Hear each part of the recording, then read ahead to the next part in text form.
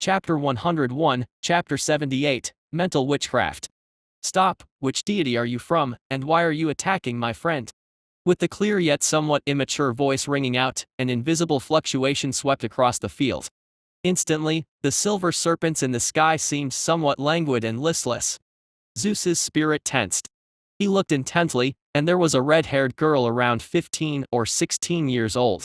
In her presence, Zeus did not feel intense fluctuations of divine power, but seeing how she could easily stop his attack and weaken the power of his thunder through some means, it was clear that she was no simple being.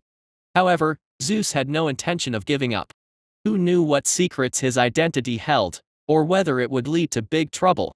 Who are you, and why do you interfere with my affair with this goddess? On guard, Zeus surreptitiously gathered strength. If he could not defeat the opponent head-on, a sneak attack might still be a good option. As long as he could achieve his goal, he did not care what methods he used. Alas, Zeus did not know that his tactics might be somewhat useful against other deities, but they were ineffective against the enemy before him. I am the grand sorceress Hecate, and I am also a friend of Laine. It is natural for me to stop you when you lay hands on my friend. Lifted into the air by the wind, Hecate watched Zeus's futile efforts. Before, when Laine missed their appointment, she thought that something might have come up at the last moment. But what she did not expect was that her friend was under attack by an unfamiliar deity. And the adversary still showed no sign of stopping. Under her transcendent spiritual perception, Zeus's rudimentary concealing tactics were meaningless. Hecate could see at a glance that he was gathering strength. So it's you, still not planning to cease your attack, huh? In that case, I'll discipline you first. The stone tablet had once taught her that the first to act had the advantage. Since the opponent was not playing fair, she might as well subdue him first. Boom! Just as Hecate was about to make a move, she was taught a lesson. Clearly, she had not learned the essence of striking first from the stone tablet, as the true first strike does not involve exchanging pleasantries with the opponent. Before her, Zeus had already decisively taken action upon realizing his plan was discovered. With a loud explosion, lightning struck straight through Hecate's position.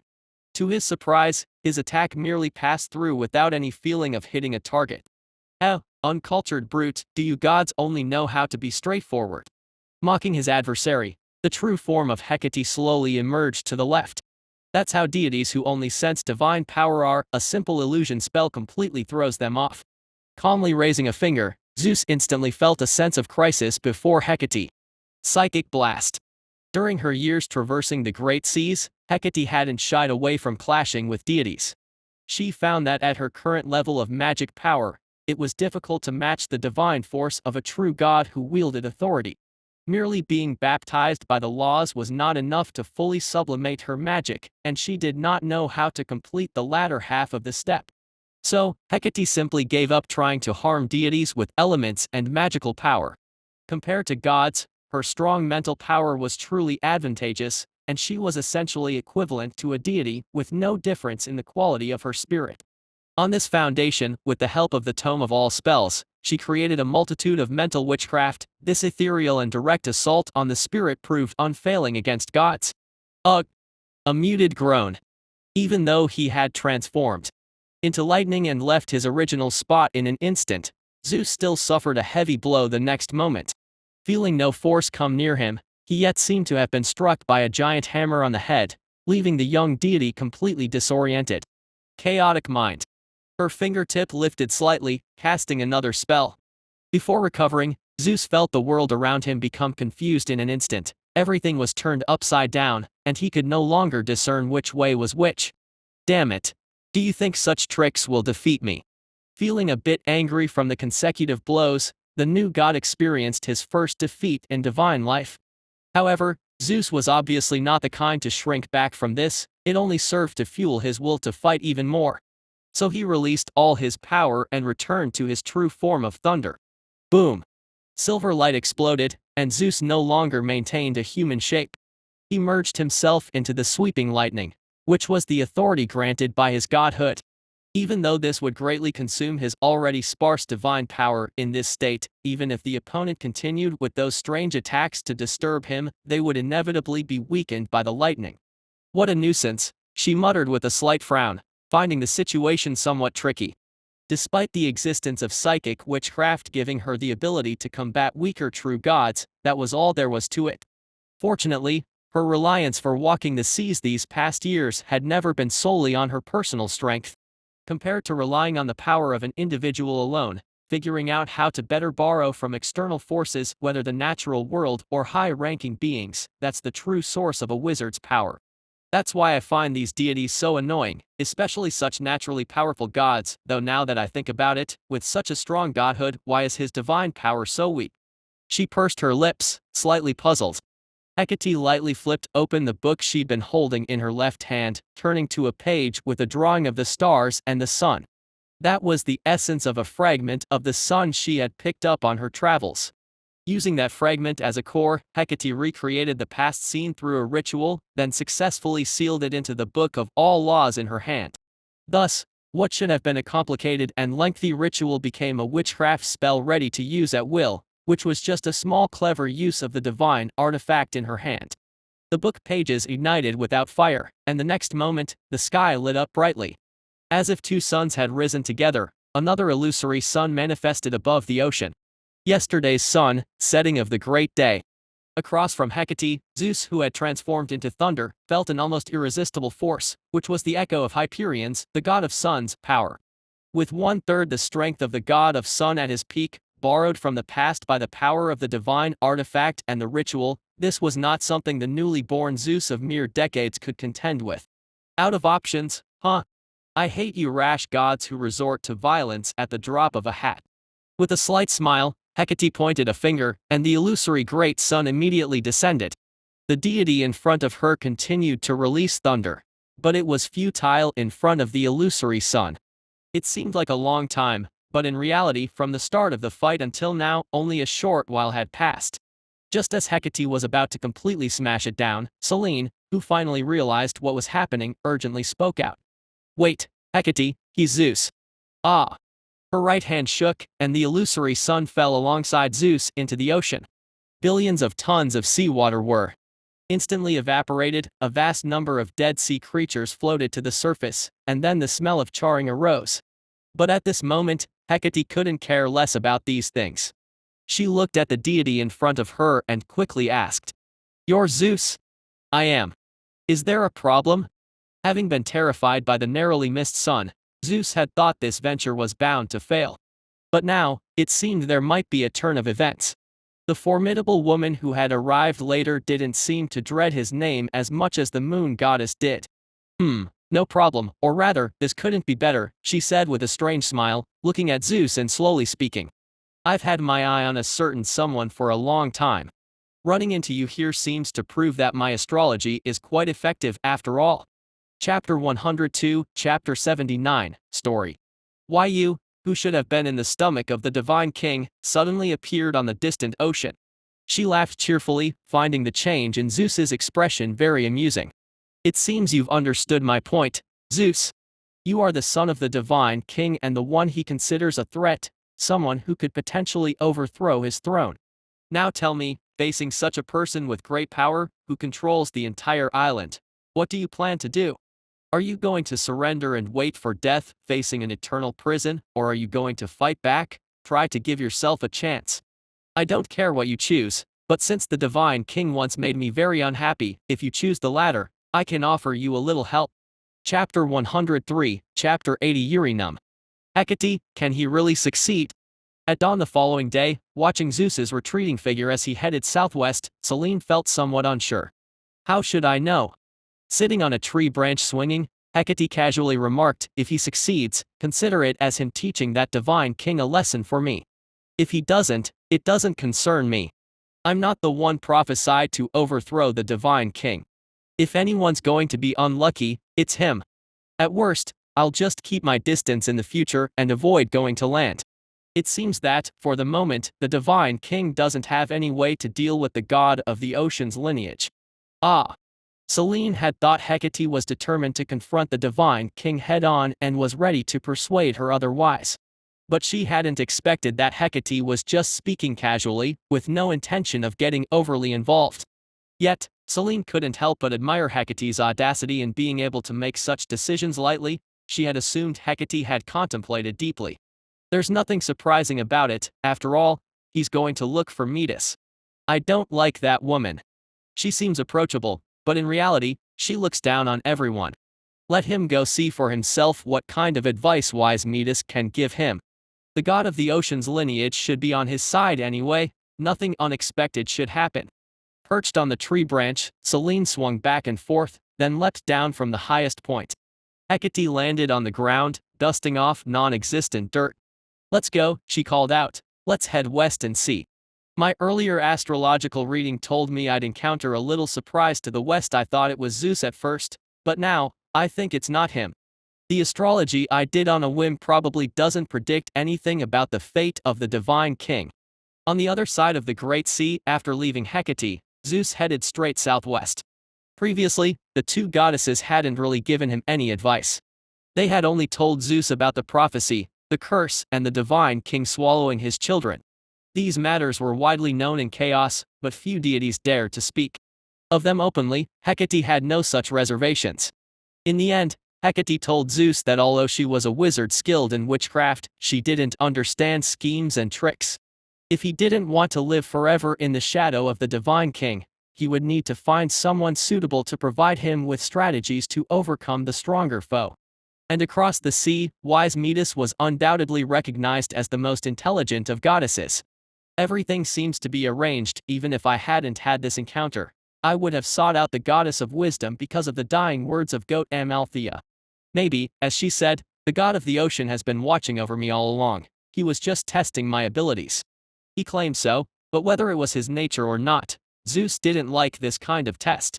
Yet, reality forced him to accept it, as with his own abilities alone, he couldn't think of how to confront his almost omnipotent father, the divine king atop Mount Otherworld. I hope the rumors are true, that Metis is indeed more intelligent than others and that she is willing to help me. After 2 more days of flight, as the sun set, Zeus arrived at a small island. It seemed Selene had underestimated his flying speed, because it did not take as long as she said for Zeus to find the vibrant, flora-filled little island. Looking around, unlike other places, the small island in front of him was covered with flowers of various colors, green grass, and many different land animals living on it. These were all things Zeus had never seen before, and even goat Amalthea had not told him about them. After all, even a wise goat could not traverse the ocean. It knew nothing of the silver beings created by Mother Earth and the god of speech. Seeing this, Zeus became even more expectant. A goddess who lived in such a beautiful place must be beautiful herself, and probably had a very pleasant personality. Goddesses like Hecate were also pretty, but whenever Zeus recalled the phantom sun that had brushed past him, it dispelled all of his thoughts. Who are you, and what brings you here? Just as Zeus was engrossed in his thoughts, a gentle female voice came from the sparse woods on the island. Looking toward the sound, he saw a beautiful goddess with delicate black hair and a slender figure. She wore a crown of flowers and a long dress woven from plants. At first glance, Zeus took a great liking to her. Esteemed goddess, I am a traveler from distant Crete island. There, commanded by the last wish of goat Amalthea, I have come in search of the goddess of wisdom, Metis. Choosing not to reveal his own name just yet, Zeus decided to wait until he met Metis. But before that, he did not forget to create a good impression of himself. Goat Amalthea was kind to me. It shed its ignorance through the goddess of wisdom, and entrusted me with the gift of its hide to Metis, your highness, to express its gratitude. I am touched by its benevolence and thus have traveled a great distance to be here. Surprised, but even more so, admiring, Eurynome did not expect that a deity would travel so far for the request of a mere creature. You are indeed a faithful and noble deity, she praised. Sadly, my sister left a few days ago and it may be a while before she returns. My name is Eurynome, daughter of the god of the ocean, Metis' sister. If you don't mind, you may wait for my sister's return on this little island. Of course, my lady, it would be an honor. With a face full of surprise, Zeus inwardly thought the same. He did not know what sort of deity Metis was, but that did not prevent him from getting to know her in advance. If she was only known by reputation, he would merely treat her as a stepping stone on his way to meet the 2 principal titans. But if she truly had substance, conversing directly with this wise one would invariably make Zeus a bit cautious. Now, having the opportunity to learn some information from her sister was more than ideal. After all, this goddess named Eurynome seemed easy to talk to. In truth, even though I have not yet met Her Highness Metis, I am already content. To come to such a beautiful island and meet a goddess as beautiful as yourself has truly filled me with great joy. Zeus's handsome appearance, coupled with his charming words, easily won over Eurynome's trust. She didn't even ask for Zeus's name before leading him deeper into the island. And so, before he had a chance to meet his fated first wife, Zeus had made the acquaintance of another. He realized for the first time that appearance and eloquent speech indeed made it very easy to persuade a goddess to stand on his side. Chapter 104, Chapter 81 An Attempt. 7 Layers of the Spirit Realm. Familiarly passing through pavilions, she traveled along the winding corridors. Probably at the 12th corner, there was a small tea table. The pavilion built on the corner faced a fountain, with several fish leaping and diving within. Though the fish appeared small, here, the concepts of small and large were meaningless.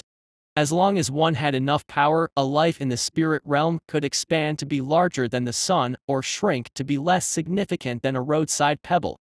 Only in the material world did size matter for judgment. Here, clearly, it did not. So, what are you thinking about, or should I say, is there something even you don't understand? Choosing a spot to sit at random, Themis addressed the contemplative deity in black beside her. In her memory, it was rare to see such a puzzled expression on his face. He usually seemed to have everything under control. But for some reason, this thoughtful look made him seem more approachable. A know-it-all is always hard to feel close to. Then you think too highly of me. There's certainly a lot I don't know. Without noticing the subtle change in the attitude of the goddess of justice, Laine simply shook his head lightly. The more you know, the more you realize how insignificant you are. Especially during this transition of the divine kings, even a small change reflects an extraordinary influence. After all, common beings cannot cause a deviation in such high-level destinies. Nodding thoughtfully, Themis seemed to understand. Indeed, the mysteries of fate are beyond my imagination. Yes. The void that bears all things, the matter and spirituality that constitute all things, and the destiny that dictates the course of all things are the 4 pillars on which the world rests. Even though I hold the scepter of indeterminable destiny, I still can't completely change the course of fate due to the difference in power with the present world. And those without the scepter, even altering a minor detail, means they have touched upon the realm of great divine power. Laine picked up the teapot, pouring tea for himself and the goddess beside him. Let's not talk about this anymore. What do you think of your nephew? Furrowing her brows slightly, Themis took a couple of sips from her teacup, unsure how to describe her feelings. I won't comment on his style, but I do not like these methods. After hesitating for a while, the goddess of justice finally spoke out. Previously, in the palace on Mount Sinai, using the miraculous mirror imbued with spatial power, Themis witnessed firsthand how her nephew won over the affections of the 2 Oceanides with his charming words. When she suddenly saw her nephew, who was supposed to have been swallowed by his brother, the goddess felt surprised.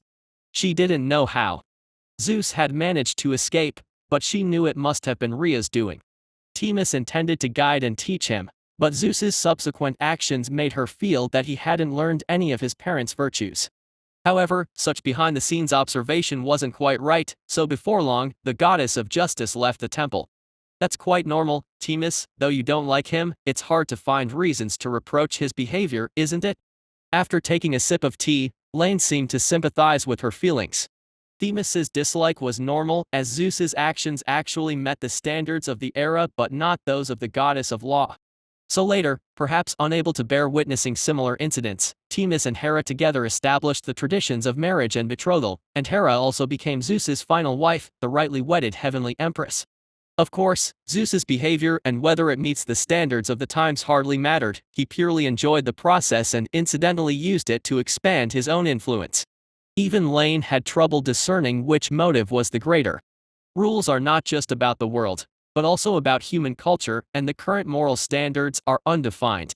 As the goddess of law, since you despise this imperfection, you can certainly try to establish norms for it yourself, and this too would further increase your power. However, what I want to talk about today is not this matter. Laine lifted his head to look at the goddess. Do you remember I promised to help you avoid an annoying guy? I remember. So you're referring to Zeus? Themis was quick to react, or rather, a deity that is slow to react wouldn't be able to distinguish between good and evil, or make fair judgments. Connecting Laine's recent suggestion for her to observe Zeus's behavior, she immediately knew who he was referring to. Yes, Zeus. Theoretically, before marriage was conceived, every goddess who had an intimate relationship with him was his wife. He should have had 7 wives, but perhaps because the spirit realm had already claimed the number 7, now he only has 5 left. Laine slowly explained, but what he didn't say was that this was precisely what had confused him previously. One less Themis was normal, after all, he had already made various interventions in this matter. But who could the other one be? The other 6 goddesses, Laine had no intention of meddling with. His intuition told him that such strange changes must be related to some significant accident. It could be Gaia, the Dark Overlord, or even the Lady of Night and the sleeping Heavenly Father. Only they would have the capability to interfere with even the slightest thread of fate. So, I was originally one of those 7. Themis didn't appear to know of Laine's confusion. She was somewhat surprised to learn she once had a romantic bond with Zeus in her original fate, but she didn't get angry and casually accepted it. If she hadn't observed Zeus's actions as a bystander, she might actually have been deceived by him. But Themis believed that even in her original fate, she would have left him after seeing his true nature. As for now, the goddess of justice was even less likely to get together with her own nephew, and the idea of meeting with him was silently dismissed. Yes, theoretically, you would have birthed 6 daughters with him. Nodding his head, Laine explained. 3 of them are destined to become the divine king's daughters, regardless of whether you are present. They symbolize the indeterminable destiny of all spirits, but they are also just the executors of their own authority. However, the other 3, they each symbolize the seasons spring, summer, and autumn. Only as the goddess of law can you bring them into being. Gently nodding, Themis understood Laine's meaning. She looked at the deity beside her, still with a calm expression, and asked, "So how do you plan to solve this problem? I presume it won't be as simple as just giving birth to them in advance."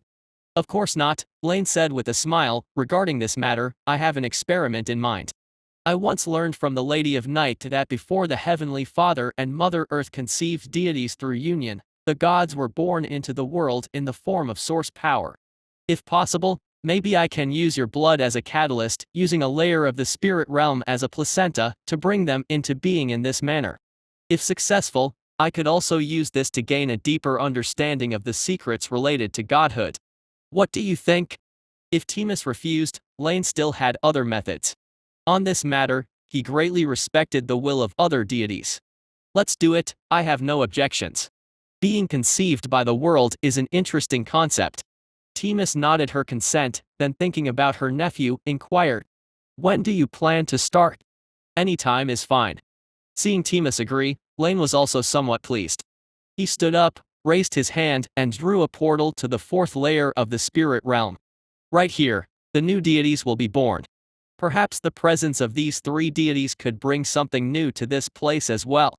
Chapter 105, Chapter 82 Metis' suggestion. Atop the East Sea, on a nameless isle, 3 months had passed since Zeus waited for the return of Metis. It was clear that the young Zeus had not noticed that his every move was being observed by others. He would be even less aware that the main Titan deity and her 3 daughters, who were supposed to be taken into his harem, had already distanced themselves from him. Through hints and implications, Zeus easily learned about the goddess of wisdom from Eurynome. The result excited him, as Metis was indeed a rare sage, just as he had hoped. In terms of skill, she could easily grasp what others found difficult to understand, always innovating in problem-solving. She was also able to accurately judge right from wrong, resolving occasional conflicts among the sea deities. However, Zeus found himself at a loss when it came to such a goddess. He did not know how to get her on his side, so ultimately, he chose the simplest and most straightforward method.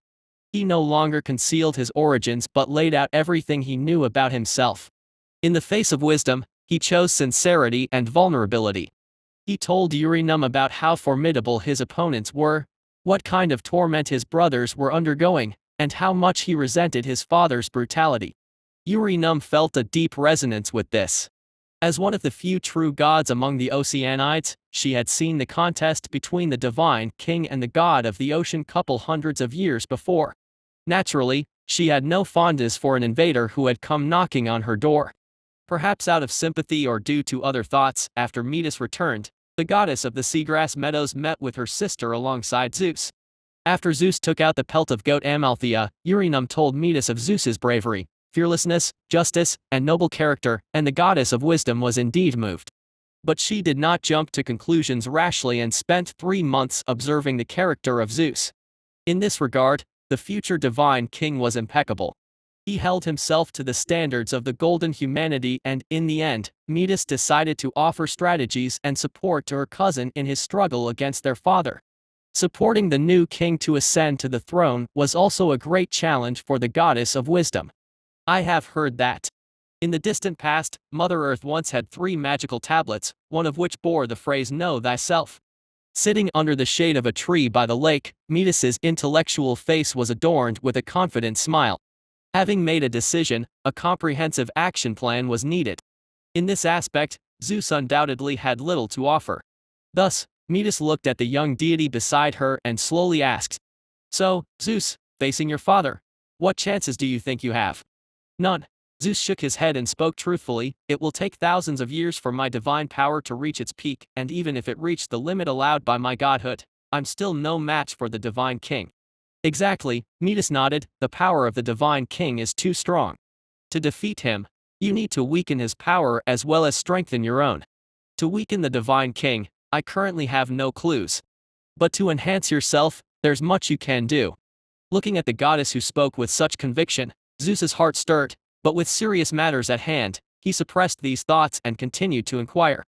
"To enhance myself, do you have some method to quickly increase divine power?" "I do not, but you have an opportunity," she stated. Pointing at Zeus, Metis said, "The legendary golden apple can significantly accelerate the accumulation of divine power for deities. If it were someone else, they might not obtain it, but you are different. As long as you can demonstrate enough capability and swear to Mother Earth that you will release the Titans from the abyss, she will certainly not withhold her treasure." Mother Earth. Nodding, Zeus understood her meaning. Gaia's rivalry with her youngest children was widely known. She might not support him against the divine king, but she would surely be willing to give something for the Titans in the abyss. Yet, he was still puzzled about what counted as demonstrating enough capability. That's what he thought, and that's what he asked, and Metis did not disappoint him. "Defeating your father once, no matter in what domain, is the best way to prove your capability," she said. "But I don't have the strength to do that." Feeling somewhat disappointed, if he had such ability, why would he be here pondering painstakingly? "Of course, you can't do it by yourself, but you should use your advantages, Zeus," Metis said slowly. "Your mother, the queen of gods Rhea, will surely stand by your side. The divine king is powerful, but he may not be able to withstand the betrayal of those close to him. With the help of the queen of gods, you might be able to do it." Standing up, Metis walked a few steps along the lakeshore. She turned to Zeus and suddenly asked an unrelated question. "You mentioned earlier that you met a deity named Hecate on your way here." "Yes," Zeus nodded and said, "Is there a problem with her?" "No, I've had dealings with her. A deity who walks on the ocean, who calls herself wizard, skilled in astrology, potions, and illusions. Having her help would make things much easier. However, she doesn't like me very much. Probably because of some past experiences, seeing me teach skills to humans seemed to remind her of some unpleasant memories. But that doesn't matter." Metis looked towards the distant ocean, then asked the deity beside her again. "Zeus, do you know what our greatest advantage as the ocean god clan is?" "Numerical superiority." After hesitating, Zeus still spoke his mind. "Correct, it is numerical superiority, and even the legends say that when the Titan deity clan overthrew the Heavenly Father, they also relied on this aspect." Nodding, Metis's words grew more confident. "This is also the greatest weakness of the divine king. He nearly has no trustworthy helpers by his side. He is very strong, but it's just the strength of one person. So you need to play to your strengths and avoid your weaknesses, Zeus. Distract your father and rescue your siblings who have been swallowed by the divine king. Compared to others, they are your natural allies. And all of this relies on your mother goddess, as well as every potential ally you've encountered along the way. I believe that you will succeed. Metis's words enlightened Zeus, making him feel as though he'd found the direction for his efforts. But compared to these, looking at the goddess before him, Zeus felt that she herself was far more valuable than any of the advice. Yes, Metis, so, meeting the gaze of the dark-haired goddess, Zeus said resolutely, we will definitely succeed. He swore that such a goddess full of wisdom should always be there to contrive strategies for him. Chapter 106, Chapter 83 Ancient Star Core. Just as Zeus and his think tank were immersed in plans for the future to their northwest, near the continent, Hecate and Laine had just finished their own little adventure. A brief confrontation ended, with Hecate easily dispatching her opponent, a monster with 6 heads and 8 feet. With her red shoes stepping on the monster's head, Hecate raised a transparent crystal, examining it carefully. Beneath her feet, despite the monster's size, comparable to a mountain, it seemed incapable of bearing her weight. Despite its desperate struggles, it couldn't move. Did you make yourself heavier? Although Laine had seen her friend's magical witchcraft more than once over the years, she still couldn't fathom it. As a deity, her life essence was exceedingly high. But without special training, her spirituality wasn't very strong. The essence of immortality, divine authority, and divine power, those were the fundamentals that set gods above the mortal plane. Without these, the children of chaos might not be smarter or more capable than mortals. Naturally, the moon goddess couldn't discern the mysteries behind the witchcraft and could only try to understand the principles from its appearance. No, in fact, I made it heavier. Shaking her head, Hecate stamped her foot. The monster didn't react, suggesting that her own weight hadn't changed. I enhanced the Earth's attraction to it, and then this big guy weighted himself. Can't help it, creatures like this sea monster don't know how to sever their connection to the Earth and freely soar in the sky. Speaking of which, who knows what kind of people could create such bizarre forms of life? Their sense of aesthetics is definitely questionable. Without a doubt, the creature before them wasn't a creation of the Silver Age. It seemed to be a descendant of the ancient sea god's son, Phorcys, the wrath of the sea. This sea god, also known as the father of sea monsters, had sired thousands of sea creatures with Hecate, who was yet to be reborn and acquire the divine authority of beauty in the oceans. These sea monsters were not gods, but each possessed extraordinary power.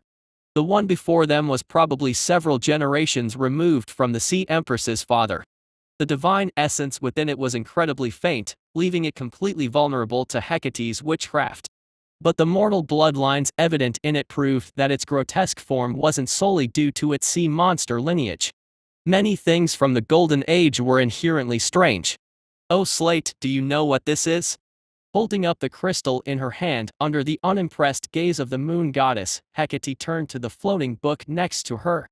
Like a treasure trove, whatever she encountered, the book she carried always had the answer. This is a star core from the stars of the ancient First Age. In that era, there were no star gods, and celestial bodies other than the sun and moon rarely emitted light. What you hold comes from a powerful lightless star. So its precursor was a star in the sky. It doesn't look anything like your sister's children at all. Hecate said to Laine, pointing at her mouth, and the latter spread her hands and returned a smile. The stars of the First Age were different from those that followed. They did not emit light. Some were born alongside the lightless deity, while others were remnants of the earth scattered at the dawn of creation.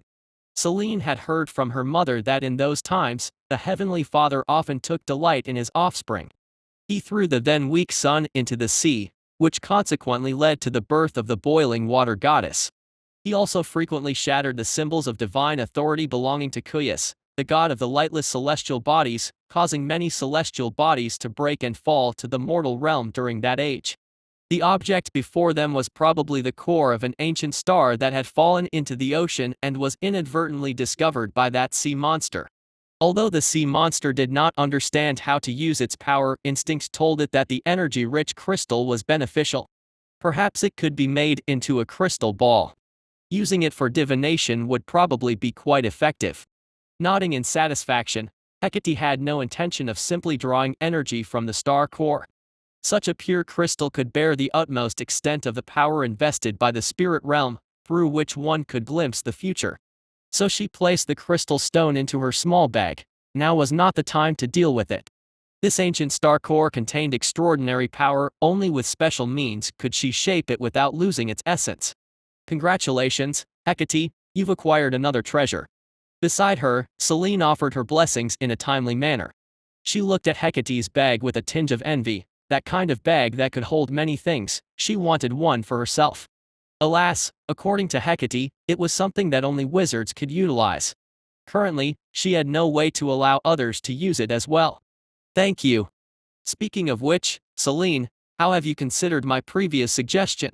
Her face bore a contented smile, but Hecate had not forgotten her friend.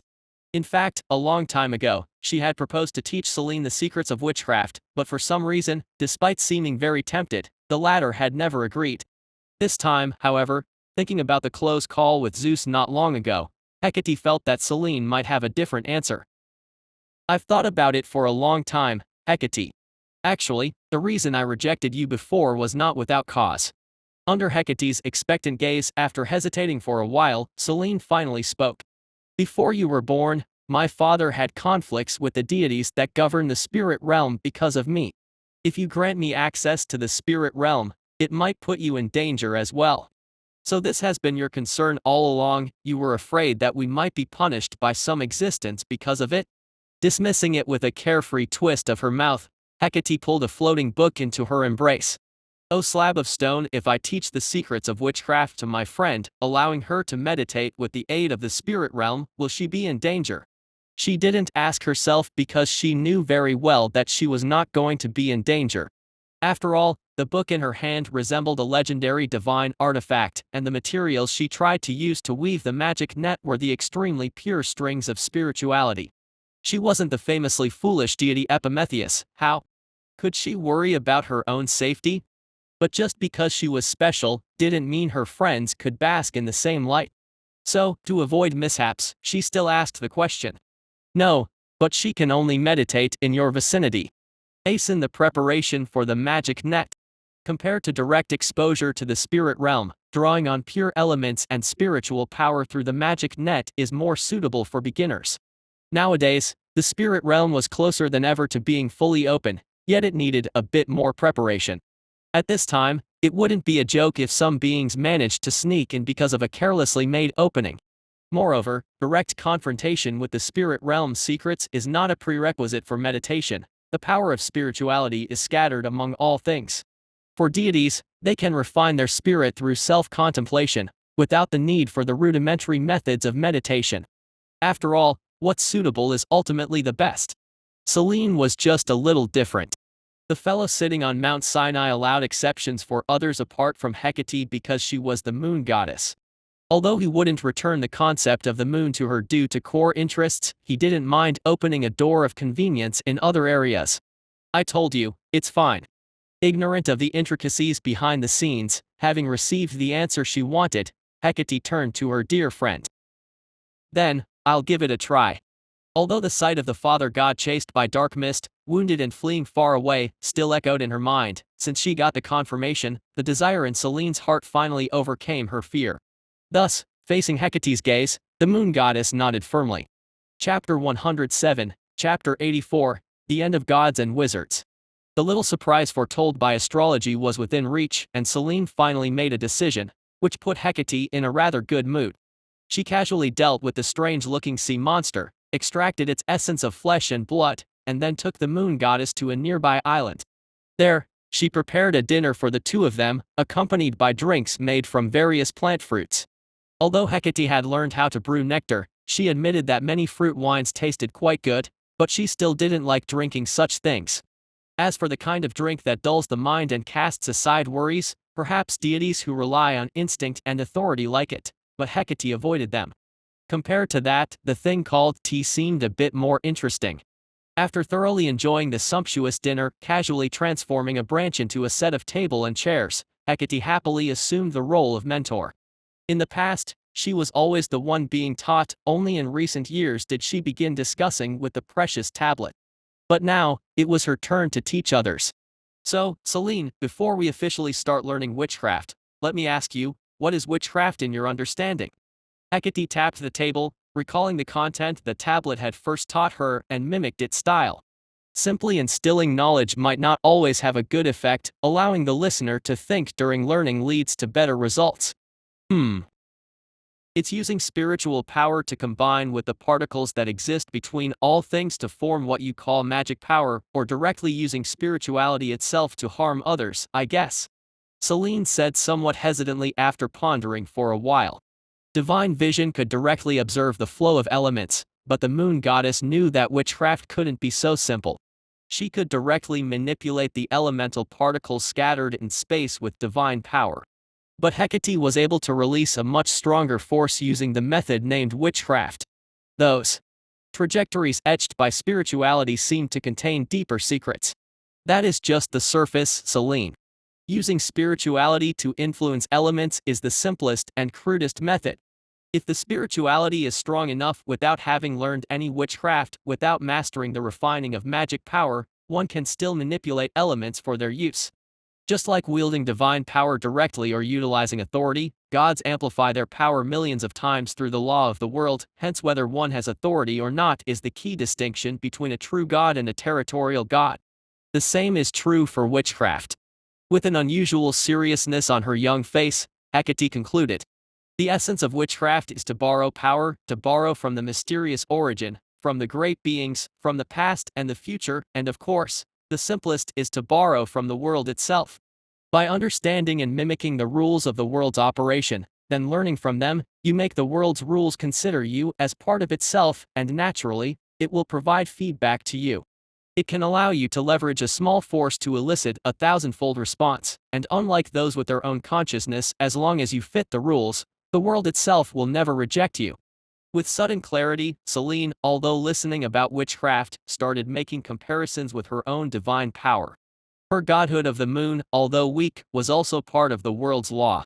She had known, under the influence of godhood, the effects of divine power would become stronger, also carrying different attributes. She did not know why this was, and most gods didn't either, but they didn't care.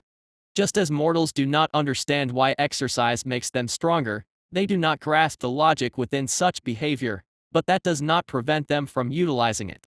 I understand. Be it witchcraft or godhood, it's really about how close they come to the origin.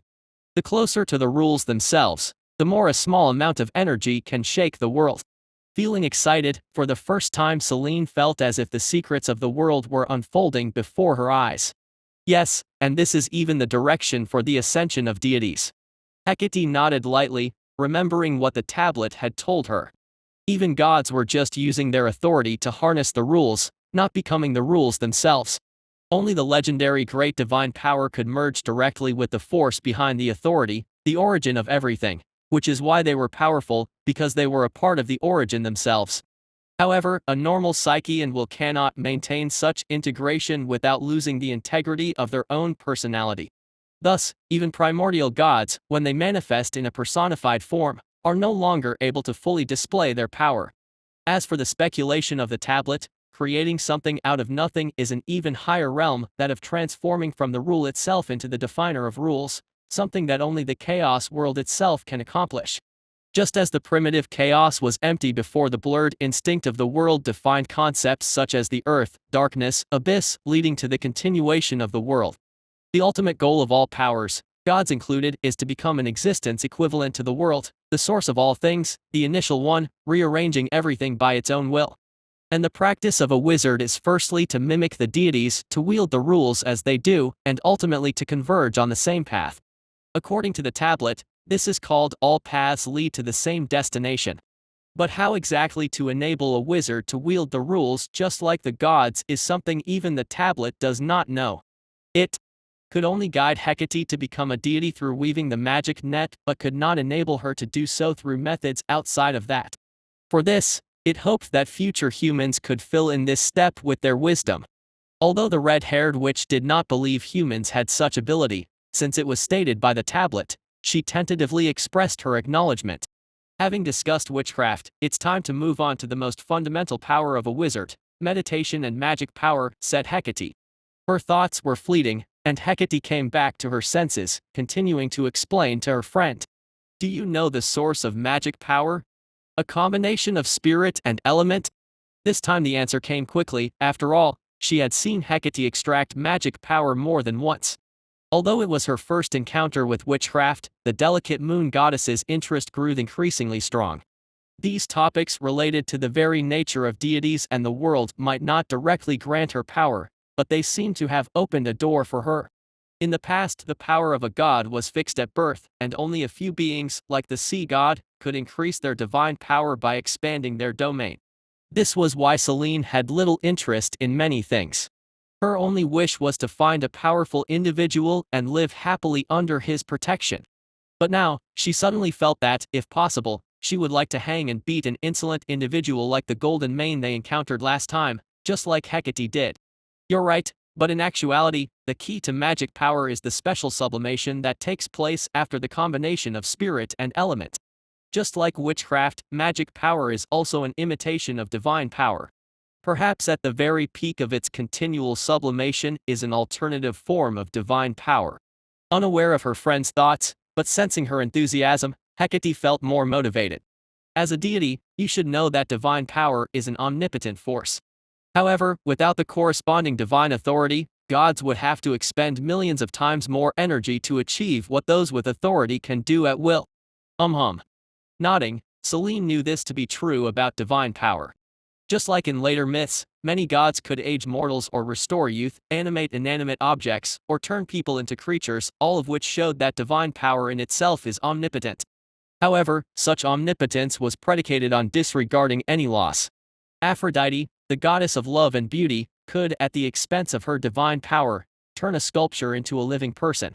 Yet without authority over life, she could do this for just a few more statues at most, which was her limit. Causing a city to experience abundance or drought was something many deities could accomplish. But to stop all plants in the world from growing, that was an authority only Demeter could wield. Not even Zeus could stop her.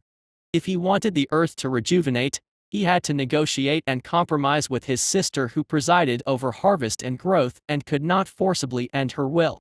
I understand now. Those particles you call elements, scattered among all things, each has its own characteristics. But the magic power you refine by combining them with the spirit and sublimating them can express various properties. You want it to burn, it manifests the aspect of fire. You want to create a flow of water, and it demonstrates the aspect of water. This is a kind of omnipotence in the elemental domain. Once again amazed by the wonders of witchcraft, the moon goddess's eyes lit up. Exactly. Imitating divine power with magic power and imitating godhood with witchcraft, the earliest forms of witchcraft were in fact an imitation of natural divinity. Sadly, it can only go this far for now. What is imitated can never compare with the original. Divine power comes from divine authority, but magic power stems from within oneself. How can the strength of an individual compare with the laws of the world? Shaking her head, Hecate said, "Well, let's not talk about that anymore. Next is meditation, which is currently the most useful part. After all, without relying on the tome of all spells, my strongest method is still the mind arts. As a deity with authority, you actually don't need to meditate on celestial bodies in the spirit realm like I do. On the contrary, mortals could actually meditate on you, creating something like a Selene meditation method, haha." She laughed, but then Hecate said with confusion, "But your moon seems a bit odd, it has an unusually weak presence in the mystical domain. If it were like the sun, you could just meditate on the symbol of your own godhood." After a pause, Selene knew the reasons. They were promises made by both her father and the divine king. One had done so generously on behalf of others, while the other hadn't expected the moon to become his daughter, leading to the current situation. Due to certain sentiments, few deities mentioned this matter, so it was normal that Hecate, who rarely socialized with other deities, was unaware of it. But after so many years, Selene felt somewhat relieved. If she had been a moon goddess with intermediate divine power, she might now be like her brother, driving a silver chariot for the divine king, or, like her father, sealed within the moon and unable to emerge. Then she would not have had the chance to travel the world, let alone make a good friend like Hecate. Okay, let's not talk about this anymore. As the moon goddess, even though the moon in the spirit realm is not under your control, it will certainly be very close to you. Looking at her silent friend, Hecate thought she might be silently grieving, so she quickly changed the subject. She took out a special blend of incense from a small bag and lit it with fire, and a unique fragrance wafted through the air. A mix of acacia tree gum and sandalwood in equal proportion helps relax the mind during meditation. This is also useful knowledge for beginners. I'll take you for a glimpse of the spirit realms July 1st, which is one of the largest sources of spirituality in the world. As for the rest, I'll tell you later. Chapter 108, Chapter 85 Request. Within the special domain supported by the Tome of All Spells, Laine quickly fell into meditation amid the fragrance of incense. Without the anticipated heart-stopping excitement, without the sudden appearance of black-clad figures locking her away, Laine's first journey to the spirit realm in her divine life was surprisingly ordinary. Guided by her close friend, the moon goddess's spiritual body observed the crescent moon in the first layer of the spirit realm. Like Hecate, Laine, being divine in essence, possessed potential far beyond that of ordinary beings.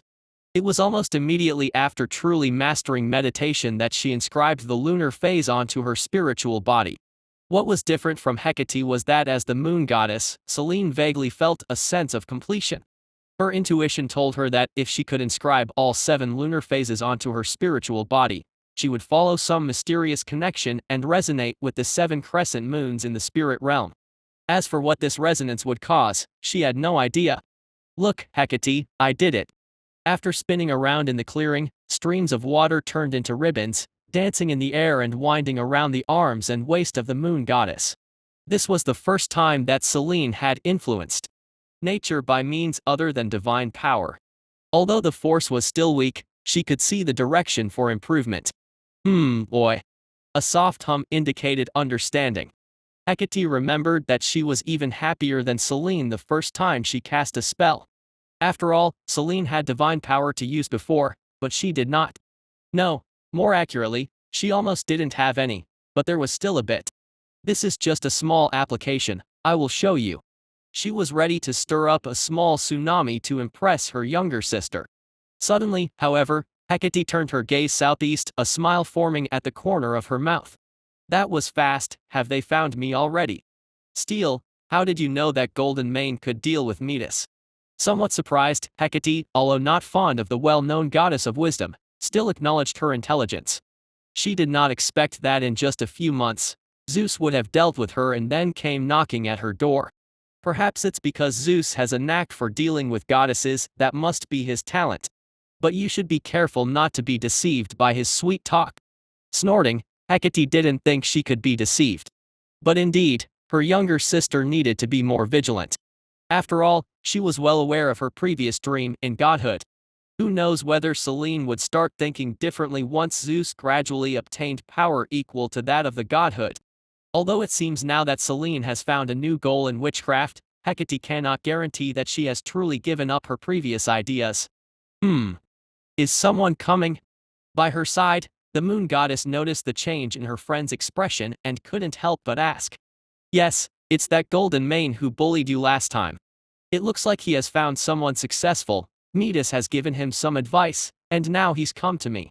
Nodding slightly in the direction of Hecate's gaze, a dark spot was already appearing on the horizon. Seeing this, Laine stopped practicing the basic witchcraft she had just learned and hurriedly joined Hecate. She had to admit, her last encounter with Zeus had left her with a rather bad impression. As they waited quietly, it wasn't long before Zeus, who was approaching from afar, arrived before them, riding the thunder. We meet again, both of you.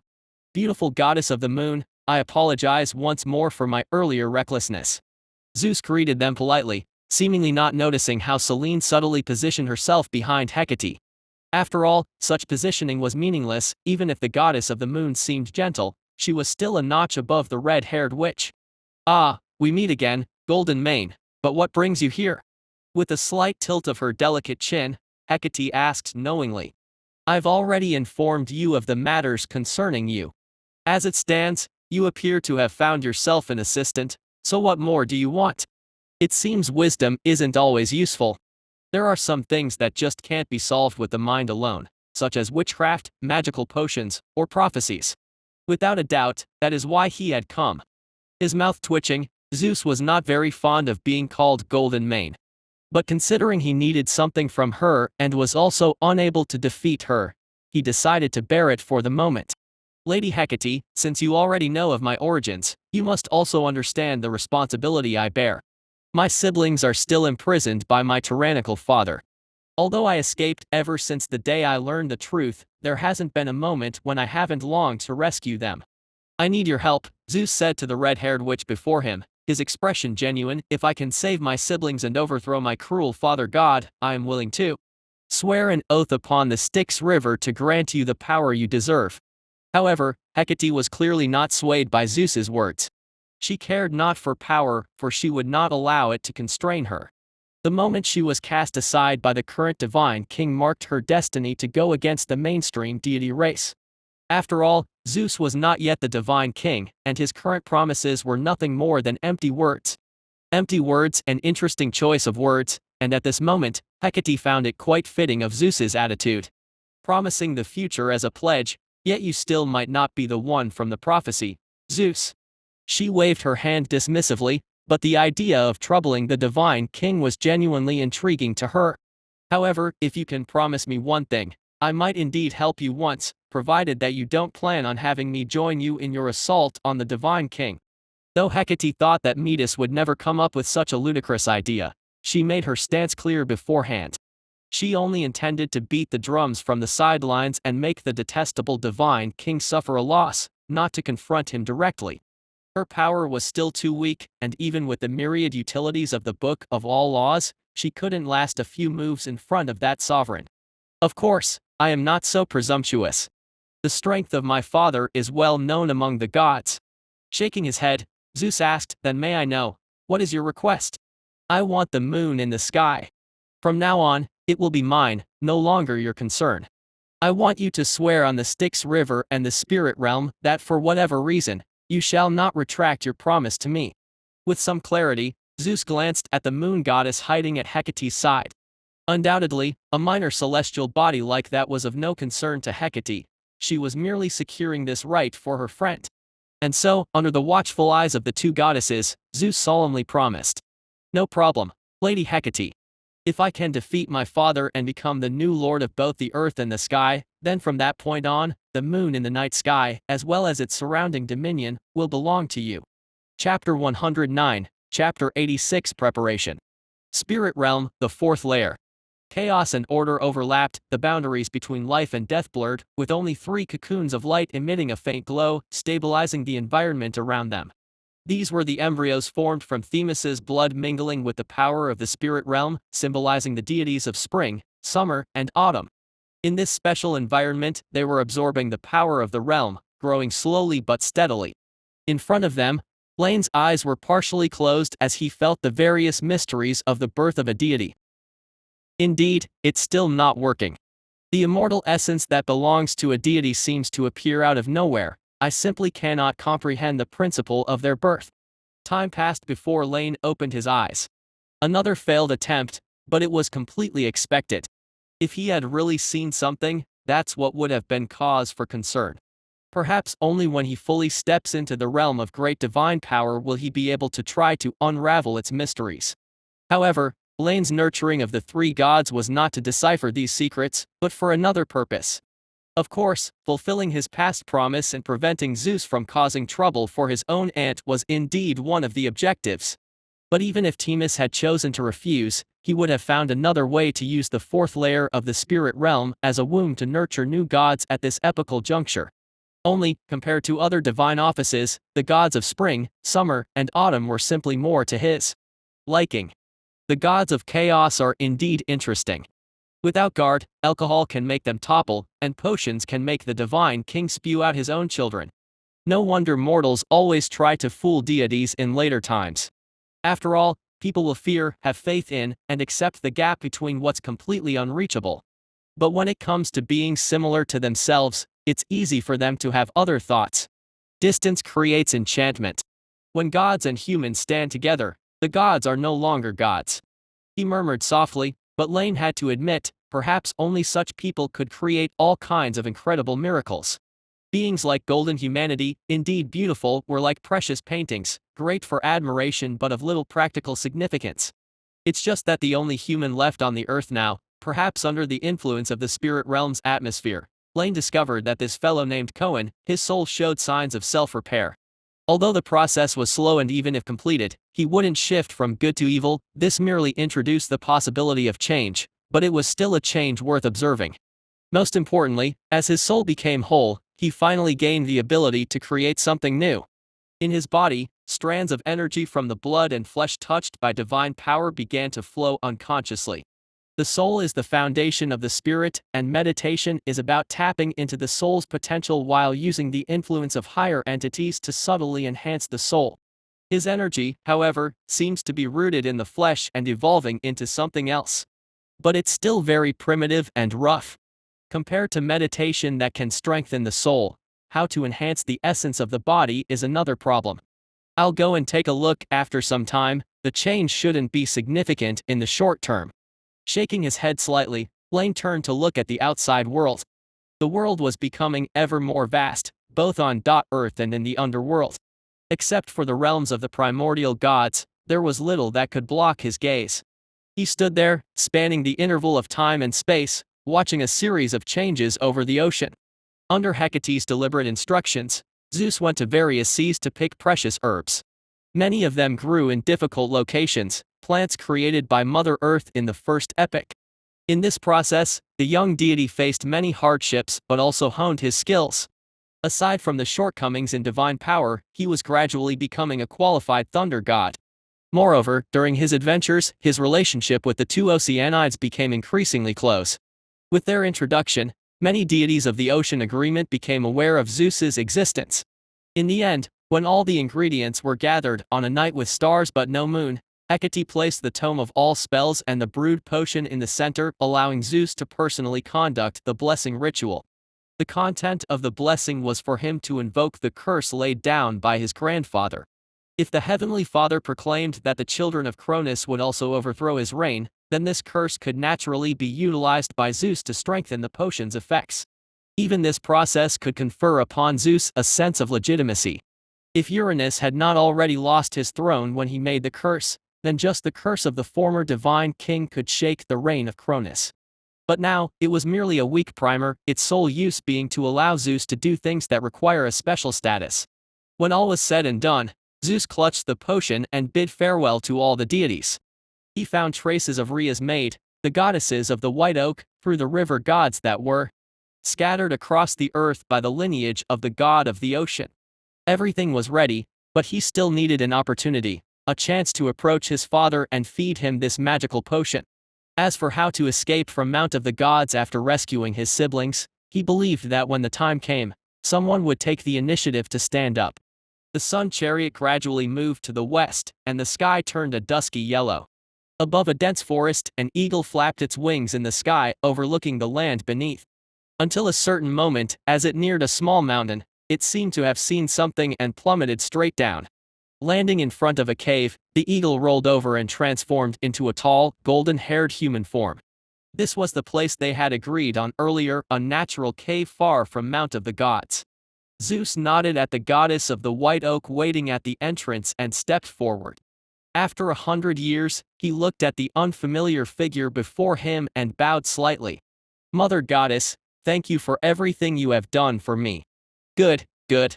Perhaps it was the years of separation that left Rhea at a loss for words. She just looked at the deity before her, feeling somewhat emotional. "Mother Goddess, time is of the essence. I have important matters to discuss with you." Grasping Rhea's hands, Zeus spoke first, despite knowing she had much to say. The Queen of Gods could not be away from Mount of the Gods for too long. The longer she was away, the more likely it was to attract the attention of the divine king. If Cronus suddenly turned his gaze their way, Zeus would certainly not fare well. So Zeus took out a crystal-clear vial made from crystal stones. Within it a purple liquid slowly flowed, shimmering with specks of light. This was just its pre-use color. Once mixed with any liquid, it would blend in, making it difficult to detect.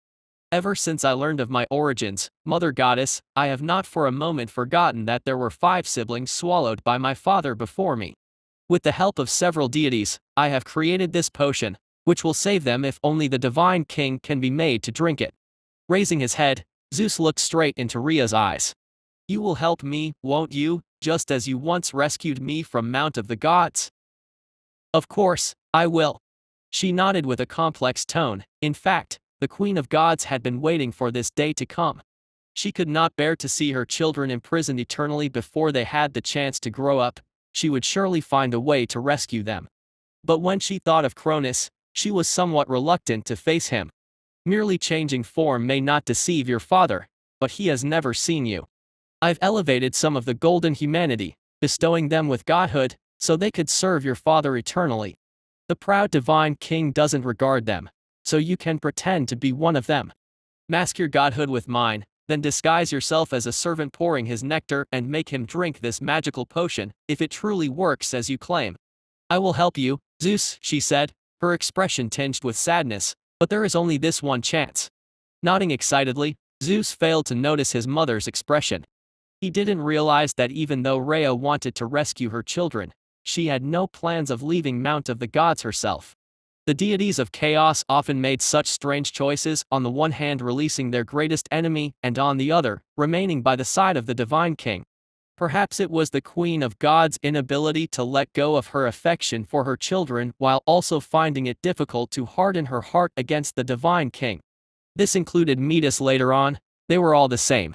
From this perspective, perhaps Hera's heartlessness towards offspring was not altogether unwelcomed by Zeus. Chapter 110, Chapter 87. 2 Mountains. 6 months later, atop Mount Otherworld.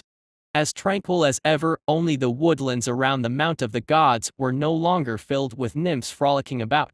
In the palace behind, Zeus, disguised as a human servant, picked up a tray. He moved leisurely around the edge of the table, arranged beverages and fruits on the platter, and then strode towards the front hall. His steps were steady, not at all like he was about to face a crucial turning point in a god's life. Just like any other ordinary day, he passed through 2 corridors, paused slightly at the side door of the front hall, then stepped into the palace. There were no dancing nymphs in the great hall, no unnecessary presences. In fact, Cronus never needed these. Aside from one mistake long ago, he had little interest in material desires. In his heart, having all spirits live under the order he established was far more satisfying than any material pleasures. Regrettably, the world had never given him that chance. So there he sat alone on his high throne, sullenly drinking one cup of nectar after another, a habit he had increasingly developed over the years. Is this my father? Seeing Cronus from the corner of his eye for the first time, Zeus observed the visage of his own father. They bore a strong resemblance, both tall and majestic, but unlike Zeus, Cronus had an aura of solemnity and subtle gloominess accumulated over the years. Zeus knew it was because his father was plagued by prophecy and curse. Even today, deep down, he still couldn't believe that fate had truly been postponed. But he hadn't noticed any problem, so he could only use external things to soothe his mood. Bring it here. Frowning slightly, Cronus looked towards Zeus in front of him. The slightly inebriated Cronus didn't recognize the true identity of the person before him, or rather, he couldn't recognize his own child. After all, his only memory of Zeus was the stone wrapped in cloth. As you command, your majesty. Bowing slightly, Zeus poured the prepared nectar into a cup and presented the tray with a steady hand. His heart was tense, but his hands didn't tremble in the slightest. No matter what sort of person Cronus was, at this moment, he was just an enemy to Zeus. And so, under the watchful eyes of Zeus, Cronus drank the specially prepared nectar just as he had drunk every cup before. In the sky of chaos, Helios, in his sun chariot, made his regular rounds through the sky. At midday, beneath him should have been the peak of the Mount of the Gods, the center of the continent. But out of respect for the divine king's authority, he always intentionally avoided that place.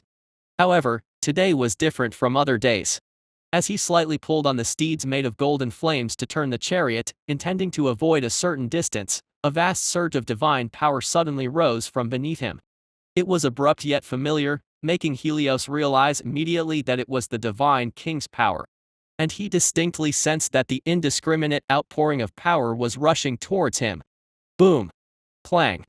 The roar of divine power and the sound of the sun chariot being hit echoed almost simultaneously. It was a close call, the chariot nearly tipped, threatening to let the sun fall upon the earth. What's happened? Struggling to steady the sun chariot, Helios broke out in a cold sweat. With Mother Earth present, even if the chariot overturned, the sun would certainly not crash into the land. but it would undoubtedly create a big problem for him. Fortunately, the impact wasn't meant for him. Once the chariot was stabilized, the god of sun quickly looked out, peering down below. Amidst the cloudless surroundings of the Mount of the Gods, he saw 6 streaks of light flying out from the palace one after another. Before he could discern what they were, the very next moment, the figure of the divine king also stepped out from the divine palace. His expression was unreadable, and not far behind him stood the queen of gods, Rhea, watching the scene unfold. A tense atmosphere congealed between them, but ultimately, Cronus remained silent. Time and space swirled around him, and amidst the charged atmosphere, the divine king extended his right hand. It seemed infinitely large yet infinitely small, and distance lost its meaning before him as he reached out towards the 6 figures desperately fleeing before him. Did you really think you could escape, even with someone's help? I can. Gaia, how dare you? The vast hand that materialized from the void reached across, only to be firmly blocked by a sudden rise of a tawny light curtain. Mother Earth had not come in person, so this barrier could not stop him for long, but it didn't need to be permanent. It was Zeus that Gaia was after. The earth trembled, and the hard soil and rocks seemed to turn into waves, carrying the 6 beams of light swiftly backward. In the distance, the god of the mountains, Aurea, waited there. Cronus, no one wants to see a divine king ruling over everything, you are too impatient. The deep voice came through. Aurea had not waited for the divine king's initiative to strike him but had intervened in the conflict beforehand. So, Cronus's expression grew colder as he spoke lightly. Do you think my son, will he be a king who does not covet power, ruling by doing nothing? In the face of the divine king's question, Aurea gave an unexpected response. I do not think so. The desire to control everything. Perhaps that's a common failing of a divine king. Uranus was so, you are so, and it's very likely that the next generation of divine kings will follow the same path. But all of that is a matter of the future and is no longer my concern. I have made my decision.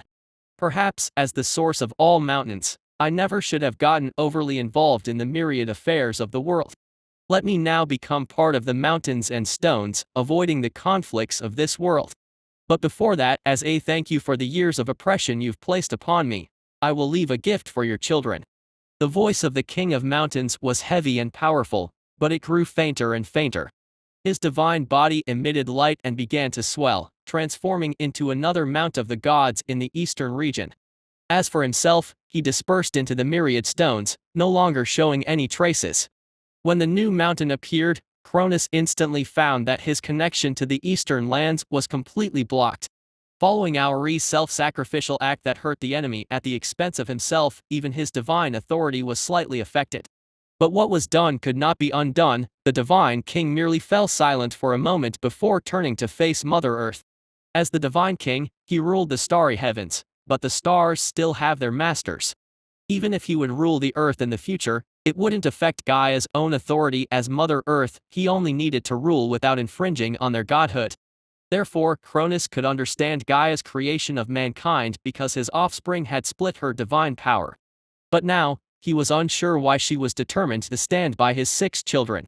In the end, it was they who had usurped Mother Earth's divine authority. Even if she wouldn't help him, why would she aid them? Cronus, I won't always stand in your way, nor do I care who is the divine king. The green dress was no more, and a figure in a yellow garment slowly appeared in front of the divine king. Just as she had said, Gaia was actually not taking sides in this struggle for divine kingship. But on one condition: I want your children to finish the task that was supposed to be yours. Now, I cannot defeat you, but on the earth, no one can defeat me. In front of the divine king, the power belonging to a primordial god unfolded, but it was no longer as strong as it once was. Or rather, the earth itself remained powerful, but what weakened was its personified avatar. Even so, Cronus could not breach this barrier quickly. While Gaia may have exaggerated, defeating even a weakened Mother Earth on her own terrain was something that only the other 2 primordial gods could accomplish. And in the divine king's perception, from the distant east, 2 powerful presences were drawing near.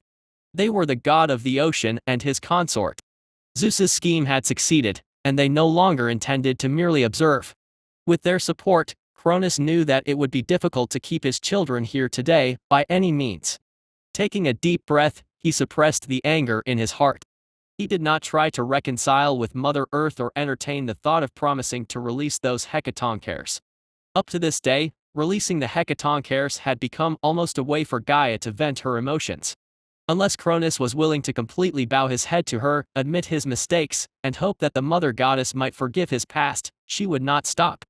But just as Gaia wanted to vent, the divine king's anger rose even higher, yet was difficult to release. In the entire realm of the chaotic gods, there were but a few deities who truly saw the titans from the abyss as their kind. Cronus was not an exception. In the general understanding, Gaia's actions today were akin to abandoning a child for the sake of a pet. And even then, the position of the hecatonkers wasn't equivalent to that of a pet. 10 years. So, in front of Gaia's gaze, he slowly said, "In 10 years, if you still stand in my way, I will not cease my actions. If fate is destined for me to fail, then at the end, I will ensure that everyone pays the price." Emphasizing every word, Cronus spoke with great sincerity, as if he was prepared for a ruinous struggle with Gaia. But only he knew why he waited for these 10 years. If there were no other options, he would have fought with all his might at this moment without hesitation. Fine. Across from Cronus, faced with the threat of the divine king, Gaia agreed decisively. 10 years was enough time for Zeus to journey to the abyss. What would happen after that was the other's own business, no longer hers. Just as Cronus had previously thought, it was his 6 children who were the deities that directly seized Mother Earth's authority. In the chaotic realm, relations between grandparents and grandchildren were nearly indistinguishable from those of strangers. Gaia had no particular issue with Zeus himself, but she bore no affection for his siblings. Let Zeus help her release the hecatonkers, as for the rest, she'd leave it to the father and son to resolve themselves. Chapter 111, Chapter 88 Inquiry, Spectators, and the Protagonist. Under the watchful eyes of many, despite each harboring their own thoughts, the divine king and Mother Earth eventually came to an agreement. Thus, a conflict was averted, and the two mightiest beings of the present did not come to blows. Some were relieved at this outcome, while others were disappointed. For instance, Zeus felt a deep regret about it. But the course of events does not shift according to an individual's will. The divine king returned to the divine palace, while Zeus and his siblings made a brief stop on the new mount of the gods shaped by Aurea, before returning to the ocean with the arriving couple, the god of the ocean and his spouse. Even within the belly of Cronus, just as Athena in later times, Hades and Poseidon still grew to adulthood, but it was different for Zeus's 3 sisters. Perhaps due to the earlier infiltration of the power of time, their development was somewhat slower. Eventually, they chose some islands in the ocean as places to grow. Once they were free from the influence of time, they would quickly mature. But until then, the 3 goddesses had the chance to experience a childhood, something their 2 brothers never had the opportunity to do. On the other side, compared to Zeus's party, the atmosphere on the Mount of the Gods was quite tense, yet in the end, no conflict erupted between the divine king and the queen of gods.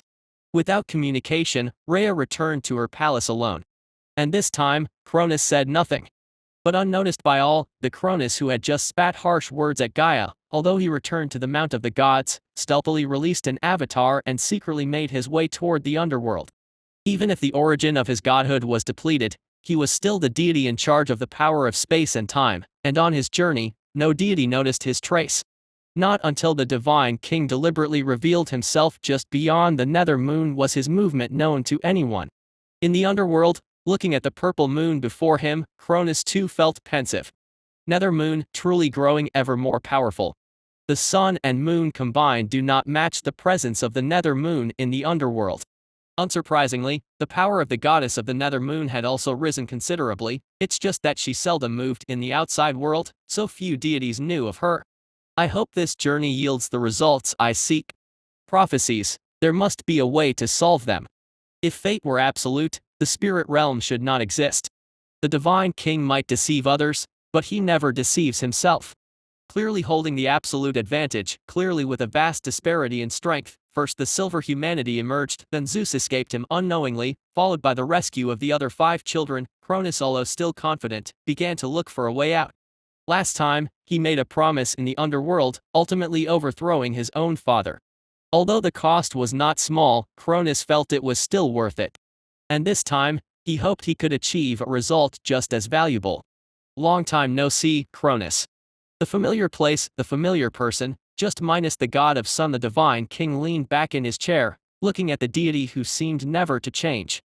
By contrast, Cronus felt that he himself had changed so much over the millennia. Yes, long time no see. You should know what I have come for, right? Though he came to seek help, the divine king's demeanor was as usual. He was there to make a deal, and if it was truly unacceptable, he would face the end calmly. But what he would do before the end, even he did not know. Of course, I have just been observing your conflict with Gaia. With a laugh, Laine was not one to care about such superficial matters, so he clapped his hands and 2 cups of hot tea appeared on the table. Although he had anticipated that there would be no result today, everything must have a beginning.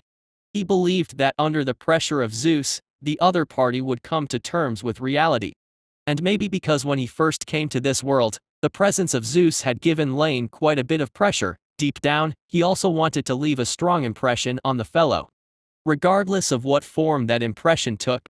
You have already felt the threat, the increasingly imminent threat from your youngest son. Of course, perhaps after your act of swallowing your children, he is now like you, the eldest among your offspring.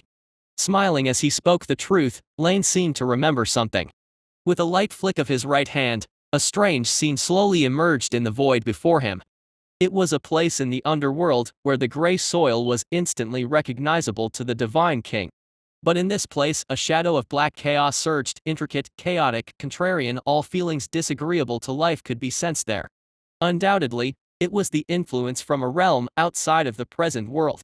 Tartarus.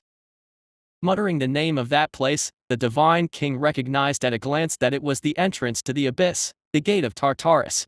Of course, to describe it as a gate might not be quite accurate. It was merely a junction, a point set upon the underworld where the abyss and the present world intersected. Thus, order and chaos interwove there. No one knew, once they stepped in, which part of the abyss they would arrive in. Strictly speaking, even without seals, beings who entered the abyss had a hard time coming out because inside, they would find it even harder to locate the correct path. This was also one reason why Mother Earth needed the divine king to break the seal. Without the divine authority of the same origin, other deities might not even perceive where the Titans were held captive, even though their location was likely just at the edge of the abyss. Without clear guidance, even though the goal may lie right in front of one, a single step taken could instead lead thousands of miles astray. This aspect, which is also an external manifestation of the chaotic source force, shares some resemblance with the spirit realm. Tell me, what do you want? Gazing into the void, Cronus couldn't help but once again recall his previous exchange with Gaia. Both generations of divine kings had fallen out with Mother Earth due to these creatures. If possible, he truly wished to kill them forever. Unfortunately, killing an entity with an immortal essence is something not even the great divine power could achieve, much less Cronus. Actually, I didn't want to see you now, Cronus. Because I know that as long as there's even the slightest chance, you won't agree to my request. Taking a leisurely sip of tea, Laine, although aware of the outcome, still offered a response. However, this answer was likely something no deity could accept, possibly even thinking he was joking. But since you're here, I might as well tell you in advance. I want everything you have, Cronus, everything you have ever owned, have now, and might have in the future, everything. Bang. The power released unconsciously shook the long table, but under the suppression of the spirit realm's power, that was all. The expression of the divine king darkened at first but quickly returned to normal. He didn't know why Laine would make such a demand, but apart from the possibility that the other party was merely joking to amuse him, there must be other reasons involved. Perhaps what was offered in exchange was enough to compensate for his loss, but it was ultimately a gamble. Are you joking with me? With his mind slightly settled and thoughts spinning rapidly, this did not stop Cronus from expressing his dissatisfaction. After all, he was still the divine king. Such a reply from the other party was undoubtedly unacceptable to him. You see, I told you, you wouldn't accept it. Shaking his head with a smile, Laine showed no intention of offering further explanation. This time, he truly didn't intend to trap the other side. Compared to what Cronus would give, he would gain even more, but some things still needed the right moment to be disclosed. For instance, when the other party realized that no matter what, they couldn't compete with Zeus. The second time I set foot on the Mount of the Gods, Cronus, I made this comment about you. When given a choice, you always want the best, but if left with no choice, you don't mind taking a gamble. However, it's not yet the time when you have nowhere left to turn. Just take this as a joke. Regarding prophecy, I have nothing much to say. Even I myself do not currently possess the power to fully confront the order of the present world. The succession of the throne of the Divine King is an inevitable destiny. Picking up the teacup, although the Divine King was unfamiliar with the custom of seeing off a guest with tea, he understood Laine's intent. This time he was genuinely irritated. He had thought his visit would cost him greatly, after which he would find a way around the prophecy, but he hadn't expected such an outcome. The other party didn't even intend to explain their meaning, but was so certain of his failure. Despite the fact the Divine King himself knew if he hadn't foreseen failure, he wouldn't have come here at this moment. Since that's the case, then indeed there's nothing left to say, Laine. Just like you said, I haven't reached my last step yet. Standing up, Cronus no longer repressed his emotions but let out a cold laugh. However, speaking of you, Laine, what do you plan on doing during this interlude of an epical transition? More of your conspiracies and schemes. It's different now than last time.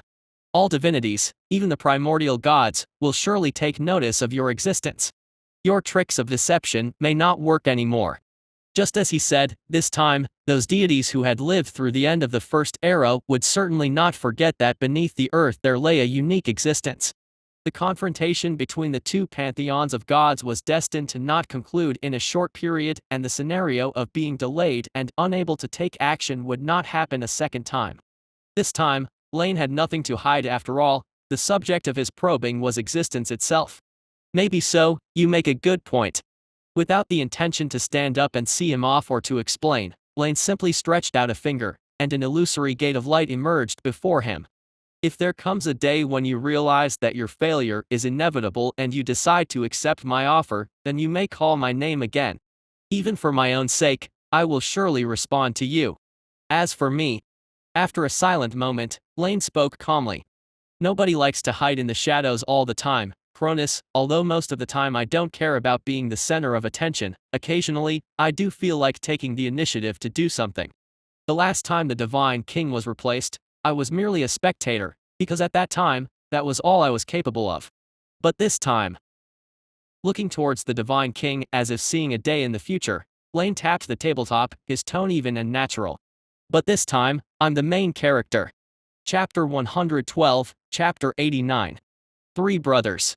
With confusion and anger, Cronus left.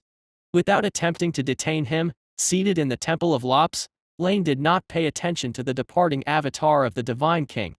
He was just staring at the entrance to the abyss he had previously conjured, somewhat lost in thought.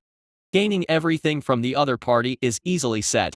But in reality, without the preparatory steps taken over these 10,000 years, even if Cronus had willingly cooperated, it would have been impossible for him to achieve this.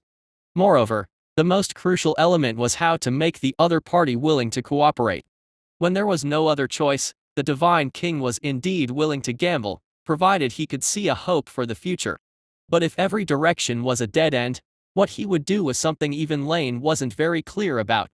However, he will agree. If it were not for successfully opening the spirit realm back then, this would have been the fallback plan I prepared for myself.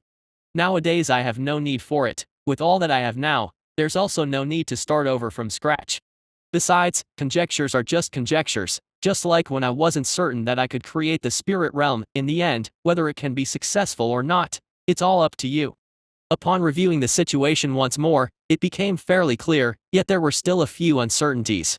What kind of feedback the present world will give to Laine's actions, and whether the primordial gods will intervene. To be on the safe side, he still made the worst-case scenario plans. Liana.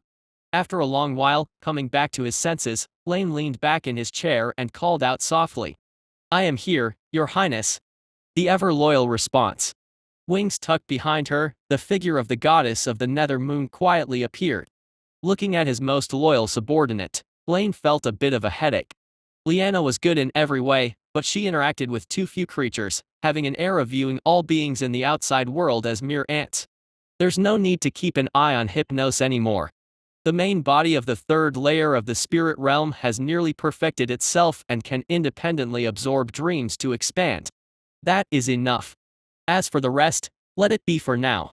And you, Laine, actually, when you're not busy, you could visit other places to see, take in the sights of the outside world. It's not so good to always stay in the spirit realm. Some confusion arose, the former Laine could understand. But as for the latter, she didn't see what there was to look at. What need was there to interact with some insignificant life forms of the outside world? Forget it, there's no rush for now. Shaking his head slightly, to change the mindset of his loyal subordinate was not an overnight task. Wait for the next Eon. When new humans are born upon the earth, then you can go and see them. Perhaps you might learn something. In front of the entrance to the abyss. Within the distorted environment, 3 deities of differing appearances stood here. Perhaps due to recently eating the golden apples, the divine power within them was extremely unstable. Years had passed since they escaped from Mount of the Gods. Having rescued his 5 siblings and greatly tarnishing the divine king's face, Zeus had undoubtedly proven his strength. Thus, with the god of the ocean as his witness, he and Metis, who had been supporting him from behind all along, got married, thereby declaring the ocean god lineage as his support. After entrusting his 3 sisters, who were affected by the power of time, to the original goddess of water, Zeus lingered over the ocean for a few more years. That is, until not long ago when he could no longer delay. Prompted by Mother Earth, he and his 2 brothers came to the abyss. Of course, in exchange, Zeus received from Mother Earth a dry branch of the golden apple tree, laden with fruit. The 6 children of the divine king shared the fruits, and in the end, perhaps due to some sentiment, Zeus did not keep the remaining branches but gave them to his elder sister Hera. As a symbol of life and plants, the golden apple tree possessed remarkable regenerative abilities. Even a single branch was sufficient to cultivate a smaller tree. Although it lacked the formidable power of the original, it was still a rare treasure in this world.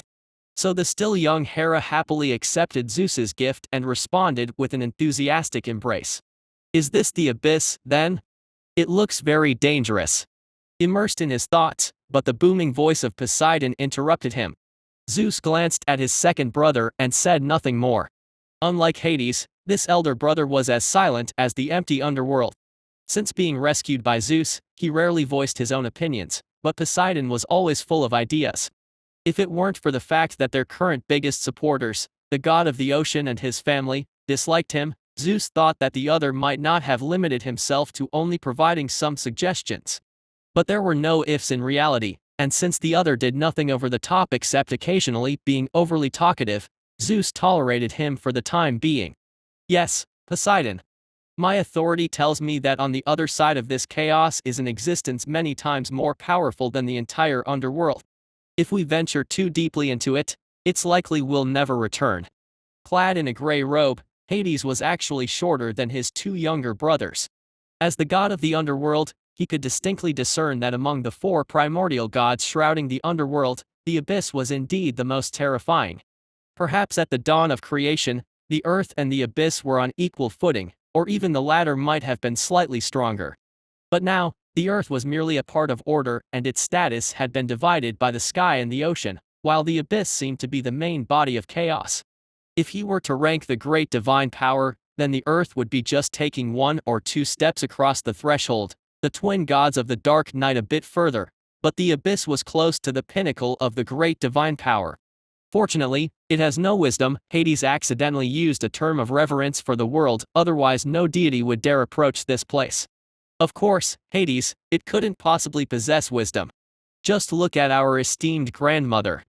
I guess, if the abyss had been like her, its fate would hardly be any better than hers. The future Sea Emperor wholeheartedly agreed.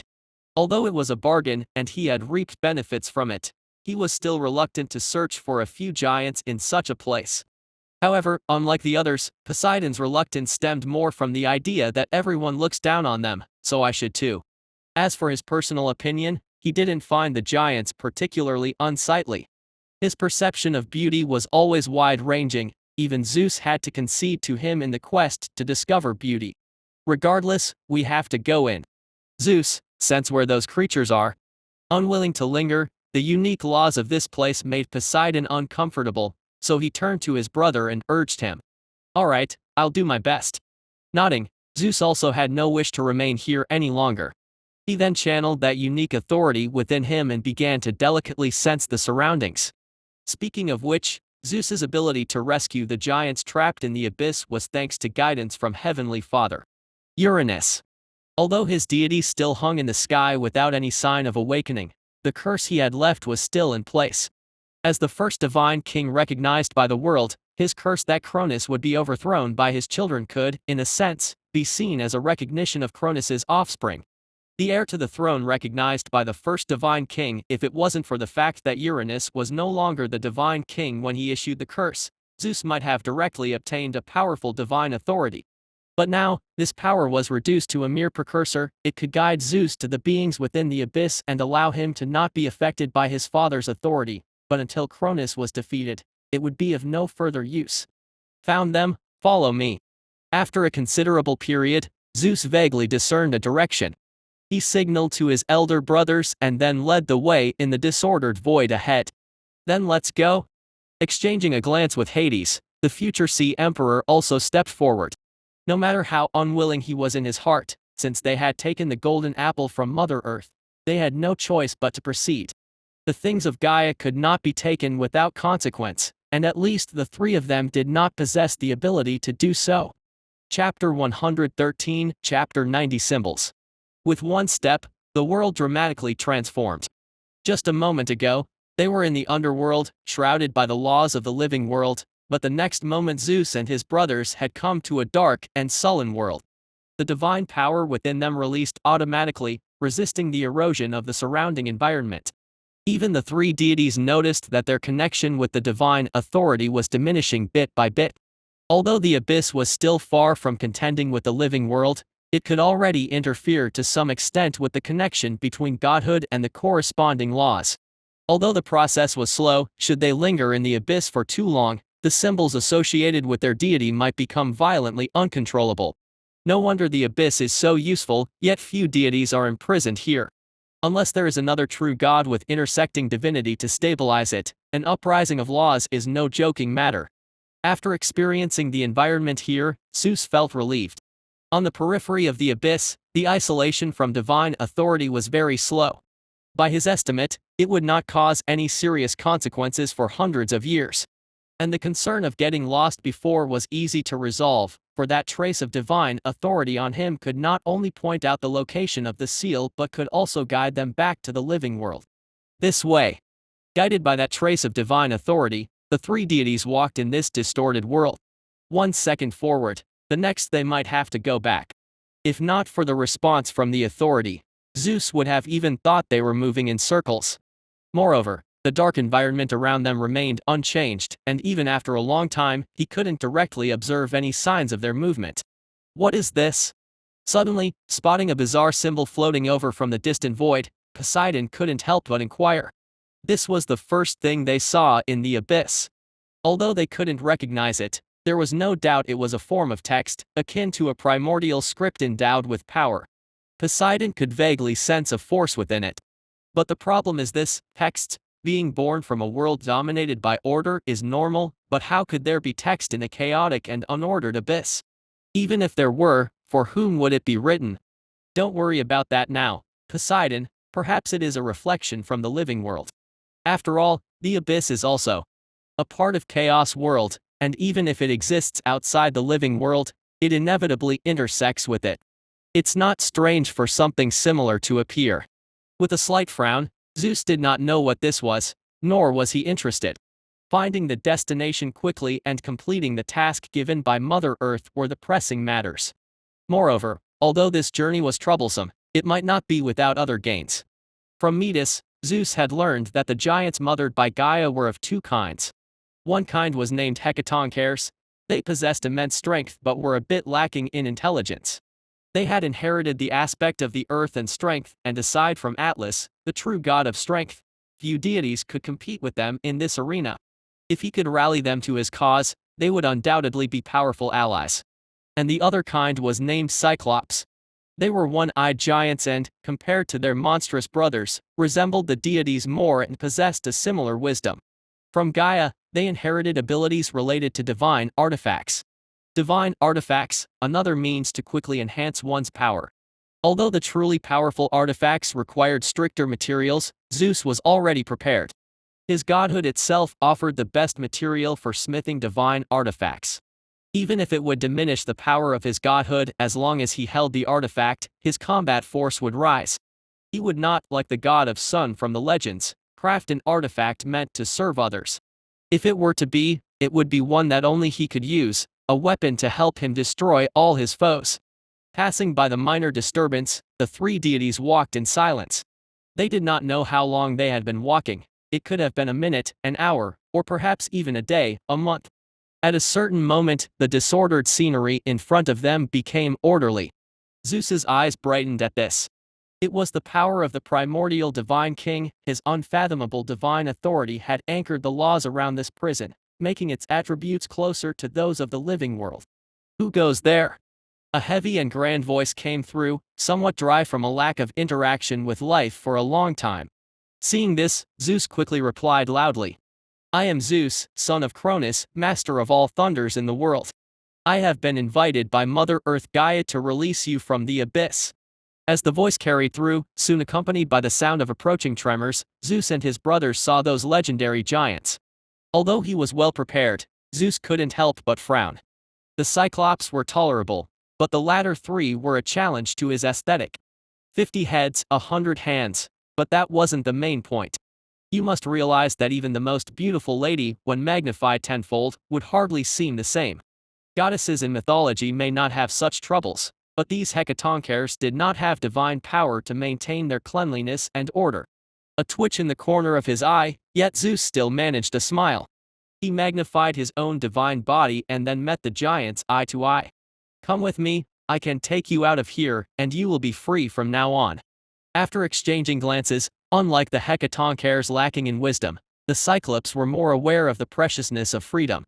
Even though the deity before them claimed to be sent by Mother Earth, they still spoke up in turn.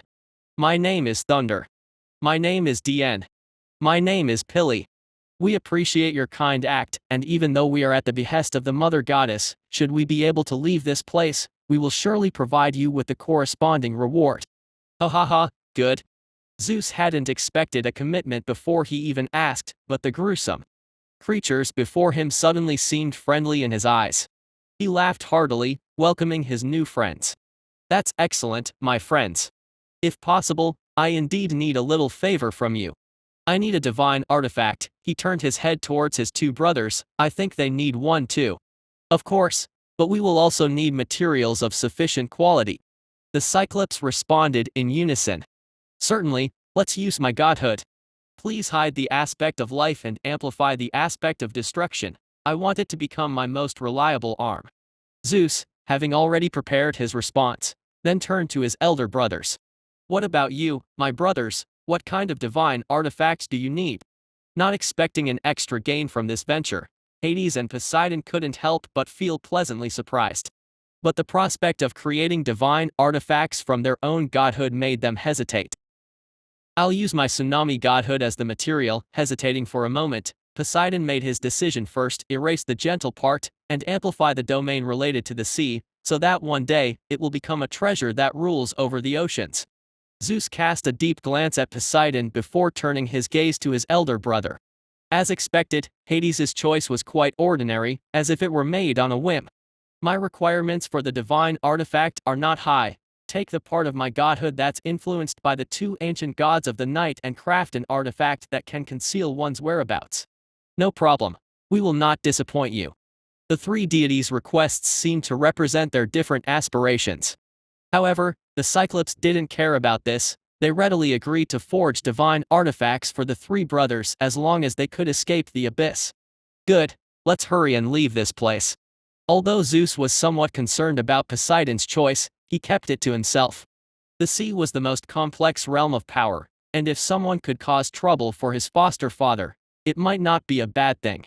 Thus, following the faint connection between the divine king's power and the mortal realm, Zeus and the others began their return journey. They had been very cautious on the way in, but the return journey was much faster. However, when the party reached the entrance to the abyss, Zeus suddenly stopped. Looking up briefly, he saw the abyss unchanged, and for some reason, he felt a premonition that there was something here related to him. "What's the matter, Zeus? Have you taken a liking to this place?" On the side, an impatient Poseidon called out loudly. The portal was within reach, and he did not wish to linger any longer. "It's nothing, let's go." Shaking his head, perhaps it was just an illusion, Zeus paid no further attention and stepped through the portal dividing the two realms. Chapter 114, Chapter 91, The Unborn Magic Net. The three deities and the Titans stepped out of the abyss, and almost instantly, they were swept up by a golden light, returning to the surface of the earth. That was Gaia's power. Perhaps after years of separation, she could hardly wait to see her children. Standing in the spirit realm, witnessing this scene unfold, Laine felt somewhat disappointed. From their beings, he could not discern anything about the Tartarus within them. But this was expected. Although the Titans had dwelled in the abyss for tens of thousands of years, they probably never attempted to explore it. They are quite fast, it seems they really didn't delve deep into the abyss. Besides a touch of chaotic aura, they brought nothing else out. "Well, I'll have to rely on myself." With a slight shake of his head, as a realm of the primordial gods, the abyss, like the land of eternal night and the realm of lightless, was insulated from the invasion of the spirit realm's power. So even though he had observed the comings and goings of the tri-aspect, tri-form, he still knew nothing about what lay inside Tartarus. However, with the memories of later generations as a reference, he could roughly guess the process, which was nothing more than recruiting 3 enforcers and happily obtaining 3 weapons. Especially when observing the 3 stirrings that disturbed the heavens and earth shortly after leaving the abyss, there was no doubt. The legendary divine artifacts from future tales, also known as the lightning thunderbolt arrow, the trident of the sea emperor that could calm the waves and shake the earth, and the almost inconspicuous helm of the underworld king, were successively born in the hands of the Cyclops. Lightning is an extremely rare, combat-centric high-grade artifact, and the trident and helm were a league apart. The former was manageable, its power growing with the expanse of ocean it ruled. However, the latter could hardly compare to the robe on Laine's body. At least it was made of the same material as the Lady of the Night's black dress, containing a smidgen of authority of secrets. Meanwhile, the helm seemed more like a shoddy imitation. As I thought, ordinary high-level artifacts have a minimal effect on great divine power. I wonder if the thunderbolt arrow will become even stronger after ascending to Divine King. After briefly sensing his surroundings, he expected to feel a threat, but Laine suddenly realized he had no reaction to the aura of the newly born divine artifact. While this was due to being within the spirit realm, at this point in his journey, even if he were to go out, there'd be no difference. He could momentarily mobilize the spirit realm's own formidable strength, just as the primordial gods could briefly invoke their own power. It seems I still underestimated the power of the primordial gods. No wonder I had such a strange premonition before. Sensing the divine power flowing within him, Laine was somewhat contemplative. Previously, he definitely underestimated the twin gods of the Dark Knight's power because his current strength was vastly different from that of the 2 ancient gods he had envisioned. This strength was not derived from the divine power itself. In fact, in terms of divine power alone, he still had a long way to go. But when facing enemies other than the primordial gods, whether slightly higher or lower no longer mattered. Before, when he possessed intermediate divine power, aside from the assistance of artifacts, his strength was not much different from other genuine gods of the same level. It wasn't because the spirit realm lacked presence but because he was one level apart from great divine power. One level apart, unless a price was paid, that sort of power couldn't be borrowed. But now, even though he was still far from the pinnacle of grand divine strength, the barrier between them no longer existed. In that case, my previous plans were too conservative. His fingertips lightly tapping on the tabletop, silently adjusting his plans, Laine's gaze returned to the entrance of the abyss. Tartarus, a place scarcely mentioned in later eras. What exactly does it contain? No matter, it won't take long for me to figure this out. Standing up, with a single step, Laine had already vanished from Mount Sinai. Ever since Zeus released the Titans, the atmosphere on Chaos Earth instantly became tense. The last factor in the intervention of the Mother Earth in the succession of the Divine King was smoothed over. what remained was a family matter of the divine king. Gods took their sides, but even more were observing from the sidelines. In the starry skies, several deities who participated in the division of star regions refused Cronus' overtures. They did not have an indivisible connection with the divine king, and naturally, they would not partake in the war. In the vast ocean, perhaps for some reason, although the ancient sea god did not partake himself, his several children joined Zeus' ranks. Among the 12 titans, the positioning of the ocean deity couple was self-evident, and the god of meteorology, faced with the conflict of godhood between Zeus and Poseidon, could only continue to stand by the divine king. Other titan deities remained neutral, and most curious of all was the queen of gods, Rhea, who had betrayed her husband, yet she still stayed on the mount of the gods, not siding with her children. No one knew what she was thinking, but it seemed as if both sides of gods had forgotten her existence, with no one seeking to disturb the goddess.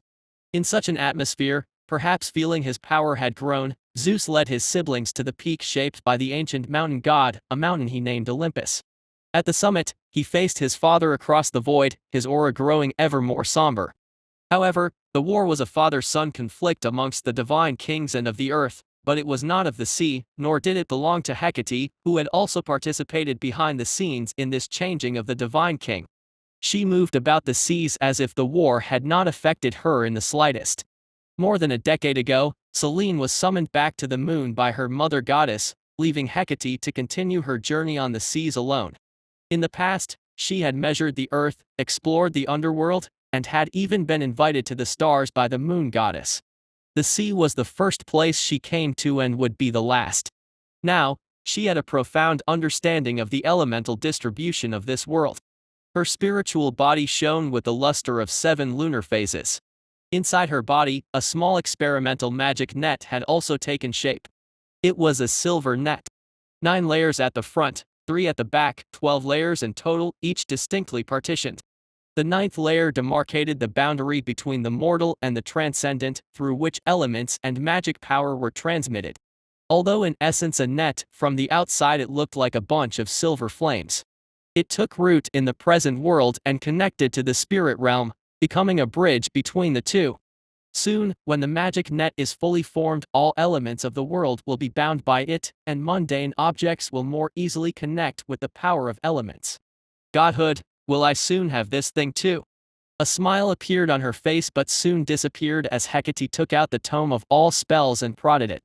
So tell me, stone tablet, how can I change back to my original form? Reflecting on the sea surface, unbeknownst to Wen, the 15-year-old girl with red hair and a red dress had transformed greatly. A head of soft blue hair draped over a pale blue dress, and the girl had become a young woman of 18 or 19 years of age. From her appearance alone, the blue-dressed young woman seemed gentle and tranquil, yet as profound as the sea itself. Anyone who glanced at her would be captivated by her temperament. However, it seemed that Hecate was not quite satisfied with the change in her appearance. I've already told you, soon, when you have fully constructed the magic net, you will be able to adjust freely between the two states. You should be happy. The changes you're experiencing now are a manifestation of a unique talent and the outward sign of your potential. The last one to possess this ability was the ruler of the land of eternal night, an ancient god of great divine power. With a pout that didn't quite fit her image, Hecate looked at her changed appearance with a hint of displeasure, although she knew from the tablet that it was a special talent known as tri-aspect, tri-form. If she were still at the foot of Mount of the Gods, she might have longed to grow into the likeness of other goddesses, but over the years, she had come to feel that her unaging form was a unique expression of herself. Just like a god without godhood to this day, she was the only one. What about you? Do you also have the ability of tri-aspect, tri-form? As if thinking of something, Hecate asked. It depends on how you understand it. I do have it, but my tri-aspect may be quite different from you all. Without any concealment, in fact, whether looking at it from the perspective of the 3 divine artifacts or from her own perspective, this tri-aspect indeed existed. But just like Hecate, who had only revealed 2 aspects so far, this unique tri-aspect was also still incomplete. As for how to complete it, that would be a matter for much later. Hurry up. When the divine kings change, the laws of the present world may transform abruptly. Prepare everything before that happens. Got it. I'll be ready, Hecate replied. Not only had her appearance changed, but her voice had also become much softer, so much so that the same words gave the listeners a different feeling. Hecate glanced at her reflection on the water surface and decided not to meet with others for a while. The grand sorceress Hecate, after all, couldn't become as frail-looking as Selene. Days passed by, and as the final upheaval approached, all the deities were making their preparations. On the two mounts of the gods, spirits from different factions began to converge. Until one day, the 10-year agreement came due.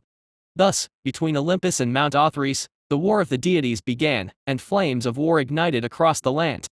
Chapter 115, Chapter 92 Discussion. The eastern region of the continent, near Delphi. Unlike other places, for thousands of years, there had been peace and tranquility here without any disturbance from outsiders. As the most fertile land in the eastern region under the unconscious influence of Mother Earth and the golden apple tree, no harm could approach this place, nor could anything bad happen here. The humans of the Golden Age had once spent a blissful life here. From birth to death, they had no worries apart from worshipping the deities. Nothing in life could trouble them. But with the passing of the golden humanity, their successors did not enjoy the same treatment. Silver humanity, born of Mother Earth's resentment towards the divine king and of the Lord of Darkness's covetousness towards the spirit realm. They were born with a host of negative emotions, and even the gods could not earn their respect and devotion. Thus, these inherently evil humans were only briefly noticed when they were first created, then swiftly despised by all deities. In the hearts of the gods, their existence was even less significant than that of life forms without wisdom. Various beasts taken by many deities spread across the continent, slowly multiplying and thriving, while silver humanity was left behind. No god was interested in these humans who emitted negative auras. Mother Earth had swept them out the door the day they were created. Even Prometheus, who felt pity, abandoned them after spending some time with them. It was laughable that the gods who had imparted knowledge to them, even the precursors, were infamous among humans. Perhaps this was another facet of human nature: greed, ingratitude, and the unwillingness to rebuke the powerful, accusing those who showed kindness instead. In any case, silver humanity was driven out of Delphi. More than once, they looked from afar at their birthplace, reminiscing about the beauty there, and then fought each other for the slightest benefit. Lies, deceit, intrigue, killing. In this process, silver humanity gradually developed a unique hierarchical system.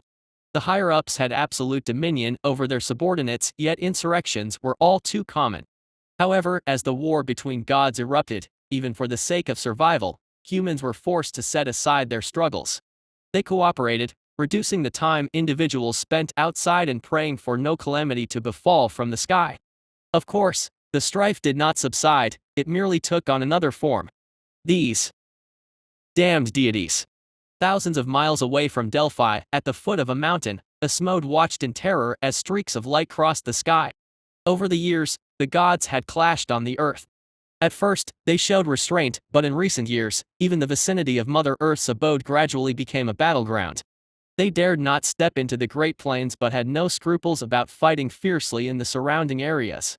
Nearly half of silver humanity had died as a consequence, and even so, when Asmode saw the deities, he only dared to utter those disrespectful words in his heart. This was not exceptional among silver humanity but because Asmode himself had witnessed how his superior had been crushed to dust. Of course, his rise to power largely depended on this as well. Fearful of might yet untouched by gratitude, silver humanity exemplified this to the fullest. Henceforth, at least the martial might of the deities taught Asmode to hold his tongue. I wonder if those who went out to search for food can return safely this time. If they can't, I'll have to figure out how to scrounge some from someone else. In silent thought, as one of the leaders among this batch of silver humanity, although his position could be overturned at any moment, Asmode could temporarily avoid the hardship of searching for food and working. Unlike golden humanity, for silver humanity, labor was one of the last things they wanted to do. If possible, they only wished to reap the rewards without effort. Of course, if that was not possible, obtaining things through deceit and plundering was also an option. It's been 8 years already, Asmode. I don't know when it will end. Can't these gods ever quiet down? Without a hint of respect, another silver human not far from Asmode was also somewhat irritated. I wish they would, but unfortunately, they don't listen to me. With a snide laugh, Asmode mocked, Why don't you try? Mephisto, perhaps you could convince a few deities to work for you. Let's forget it. Although I'm quite confident in my persuasive skills, it requires them to give me a chance to speak. Shrugging, the man known as Mephisto spoke indifferently. While it was a refusal, from his words, if given a chance to converse, he truly wanted to attempt to convince a god or two. I wonder if this stems from confidence or arrogance.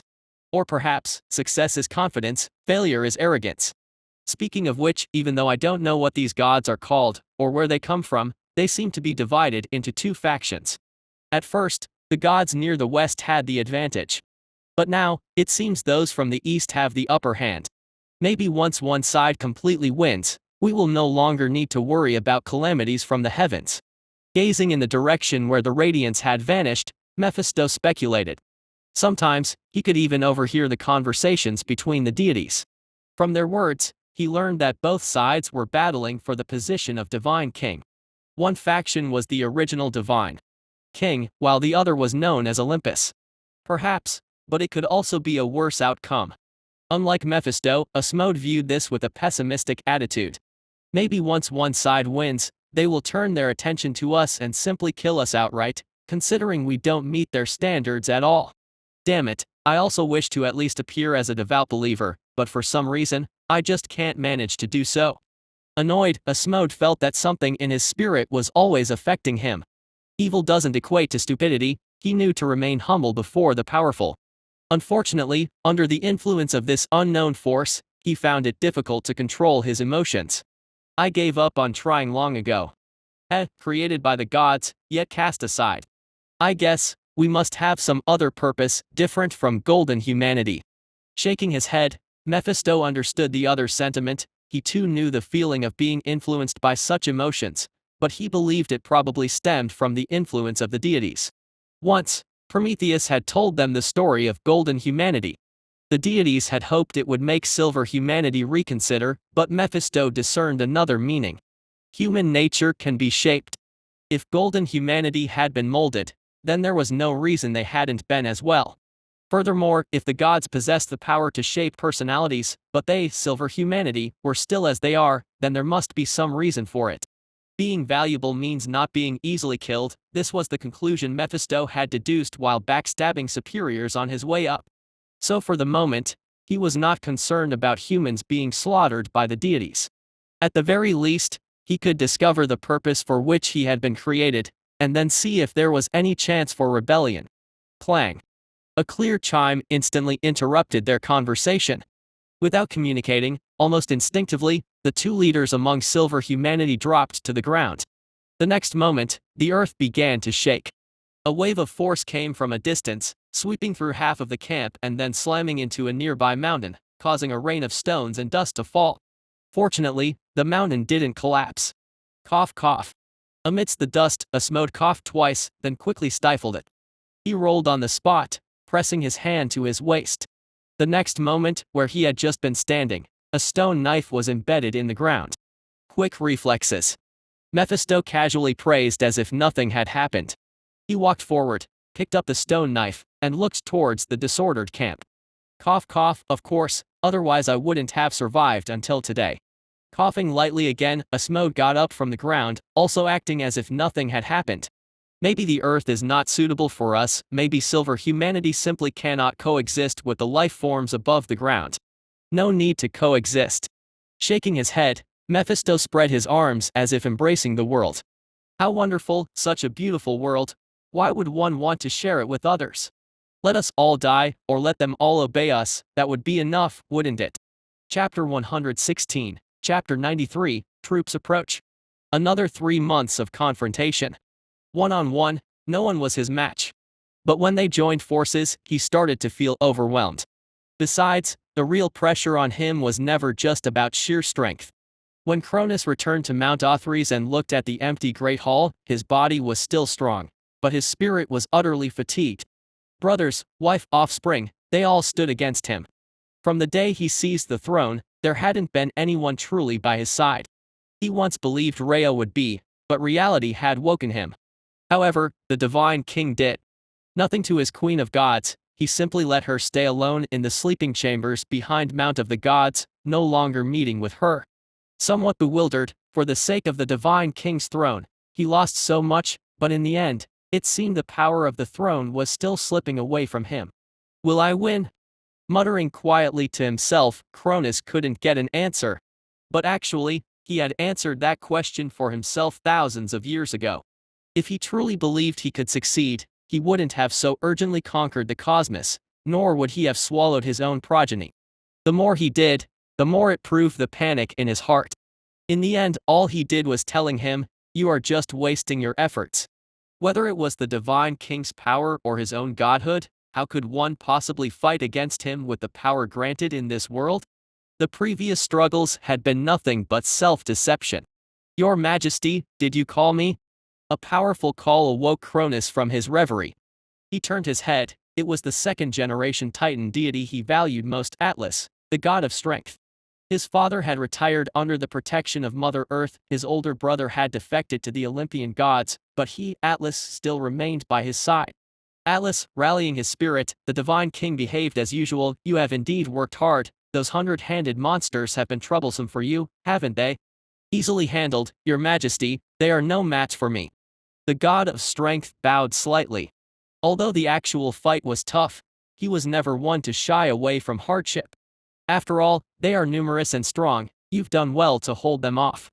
A word of praise and the confident demeanor of the deity before him couldn't help but remind Cronus of himself long ago. The less one has experienced, the more fearless one remains, it seems. "Atlas," after a moment of consideration, the divine king hesitantly asked, "Have you ever thought about the outcome of this war?" "Of course, Your Majesty will be victorious. The Titan deity clan is the true ruler of this world, not those rebels so-called Olympus." Without any hesitation, the reply from the god of strength was as full of confidence as ever. "Is that so? Well then, Atlas, but remember, sometimes, a temporary retreat may also be an option." The god of strength was somewhat puzzled. He didn't know why the divine king would say such words, but in the end, he still expressed his obedience. "I will, Your Majesty, you are always so prescient." With a slight chuckle, Cronus didn't know what all Atlas had been thinking. In fact, he had always considered his own wisdom to be quite average. But that didn't matter anymore. Among the few deities on his side, Rhea had released her children. Even though she remained here, she would still be respected by the Olympian gods after the war, and he didn't need to worry about her fate. Although the god of meteorology and his family stood by him, they couldn't really be counted as loyal. If it wasn't for their inability to coexist with Zeus, they would have probably left long ago and watched his defeat indifferently. As for the sun god Helios, who still ostensibly obeyed him while continually scheming, Cronus was aware of his secret visits to Olympus and his clandestine dealings with the daughter of the god of the ocean, the boiling water goddess Perse. But before the war had even started, the divine king had already prepared a gift for him. If he remained the divine king after the war, Cronus would use it as a pretext to strip him of his right to drive the sun chariot. If his throne was fated to change hands, then without the power to maintain it, the seal on the sun wouldn't last long. Let the young sun god secretly gloat for a while. In the end, he will realize just how insignificant he is in this world. With a sneer, Cronus's thoughts circled back. Apart from these deities with their various agendas, Atlas was the only one on Mount Otherworld deserving of any consideration. He was the ideal Titan in his mind, loyal, honorable, powerful, and confident. Sadly, as the divine king, he was likely to disappoint him. It's not necessary to be so pessimistic. After all, I haven't yet taken the time to hear what his reasons are for persuading me. Cronus thought of his father with a calm expression. Even until the very last moment, he never bowed to fate. Even when hung in the sky, he still looked like a king. If there is no choice left, you wouldn't mind taking a gamble. So what is the stake you've prepared for me? If it's to make me your subject, then don't bother bringing it out. I am the divine king who reigns over everything. If all I obtain by casting everything aside is a life of servitude akin to a servant, I would rather slumber in the abyss, keeping company with my father who resides in the highest heaven. Maybe then, I could greet him in my sleep, ha ha ha ha.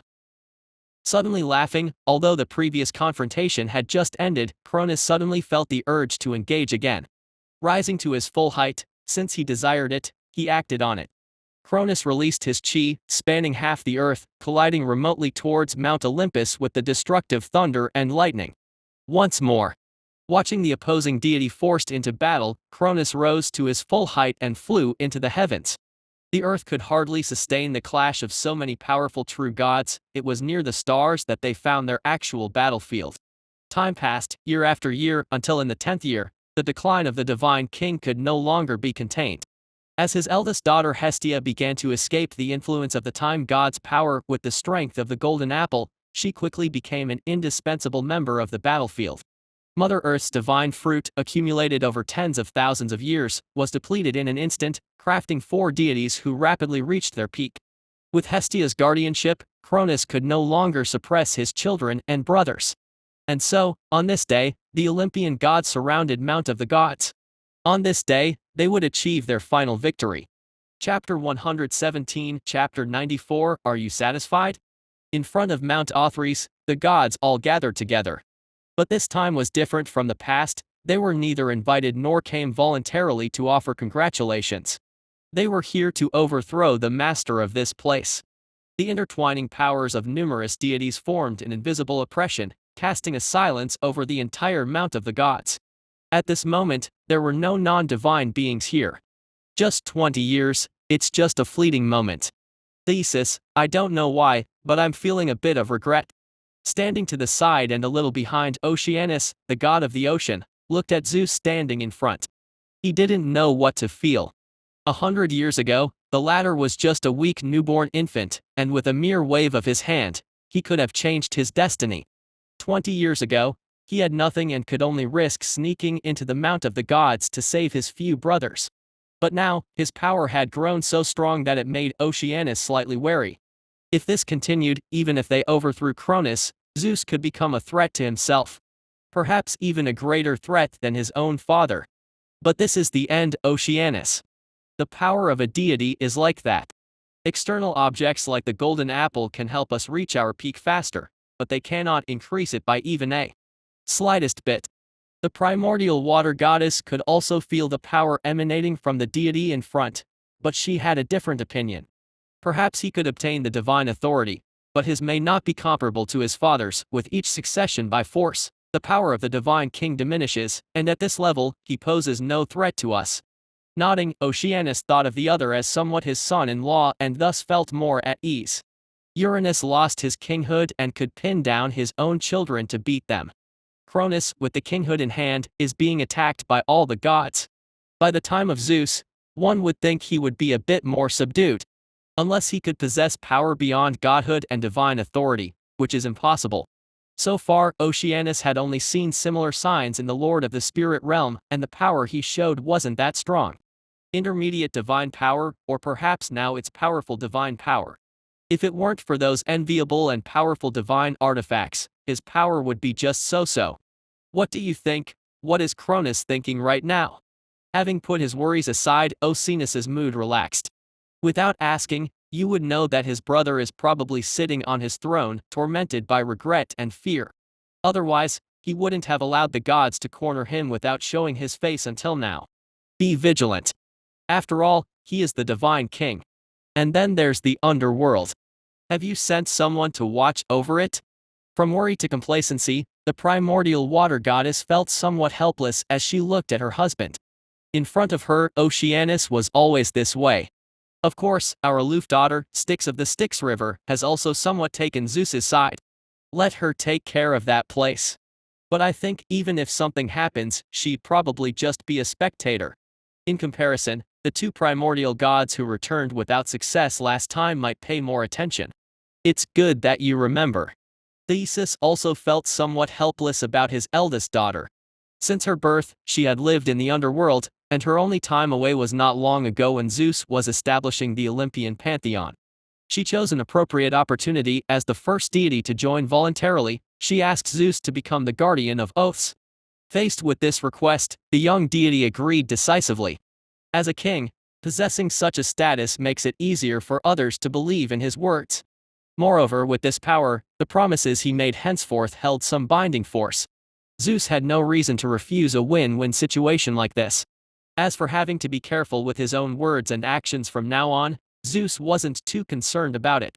For trivial matters, he naturally meant to keep his word. And if it were some major event with significant consequences, he would simply pay a price. While they were talking, from the corner of their eyes, the couple noticed a commotion among the deities surrounding Mount Otherworld. Shortly after, a deity stepped out from the crowd. All right, it's about to begin. Thesis, let's witness the downfall of the second-generation divine king together. Thinking about the peril of the last divine king's succession and the ease of the present moment, Oceanus couldn't help but smile. Well, it's like bidding farewell to Cronus. Nodding as Theseus' gaze fell upon Zeus, who had stepped out from among the deities, the primordial water goddess could see that Poseidon next to him seemed a bit unwilling, but he still made no move. Whether in terms of achievements or connections, Poseidon was far from comparing to his younger brother, so at this moment, it was natural for Zeus to be the one to step forward. Time flies by so swiftly. Standing in front of the gods, Zeus thought silently. Even he had not anticipated that in just a short span of 20 years, when he returned to Mount Otherworld, it would be as a conqueror. Indeed, strangers can't be trusted, and neither can brothers. Even wives and children are few and trustworthy. Although Queen of Gods Rhea had aided Zeus, he took this as a precaution. It was, instead, his adoptive parents Oceanus and his wife, whose family relationship inspired Zeus to learn. Chapter 118, Chapter 94. Are you satisfied? However, due to the distinctions in godhood, Zeus couldn't possibly sire tens of thousands of ocean deities with just one spouse like they did. Therefore, he secretly resolved that for the sake of stability in his future divine court, he could only apologize to Metis. Shaking his head slightly, those were matters to be considered after seizing the throne. Zeus refrained from dwelling on them any further. Now, just one step away from victory, he certainly didn't want to make a mistake at the last moment. It's about time. He gave a slight nod to a few crucial deities within his camp, and Zeus then strode forth. He stood before the assembly of gods in the high sky in front of Mount of the Gods under the gaze of all deities of heaven and earth at this moment. He could feel the eyes of all the gods watching him, watching the being foretold by fate.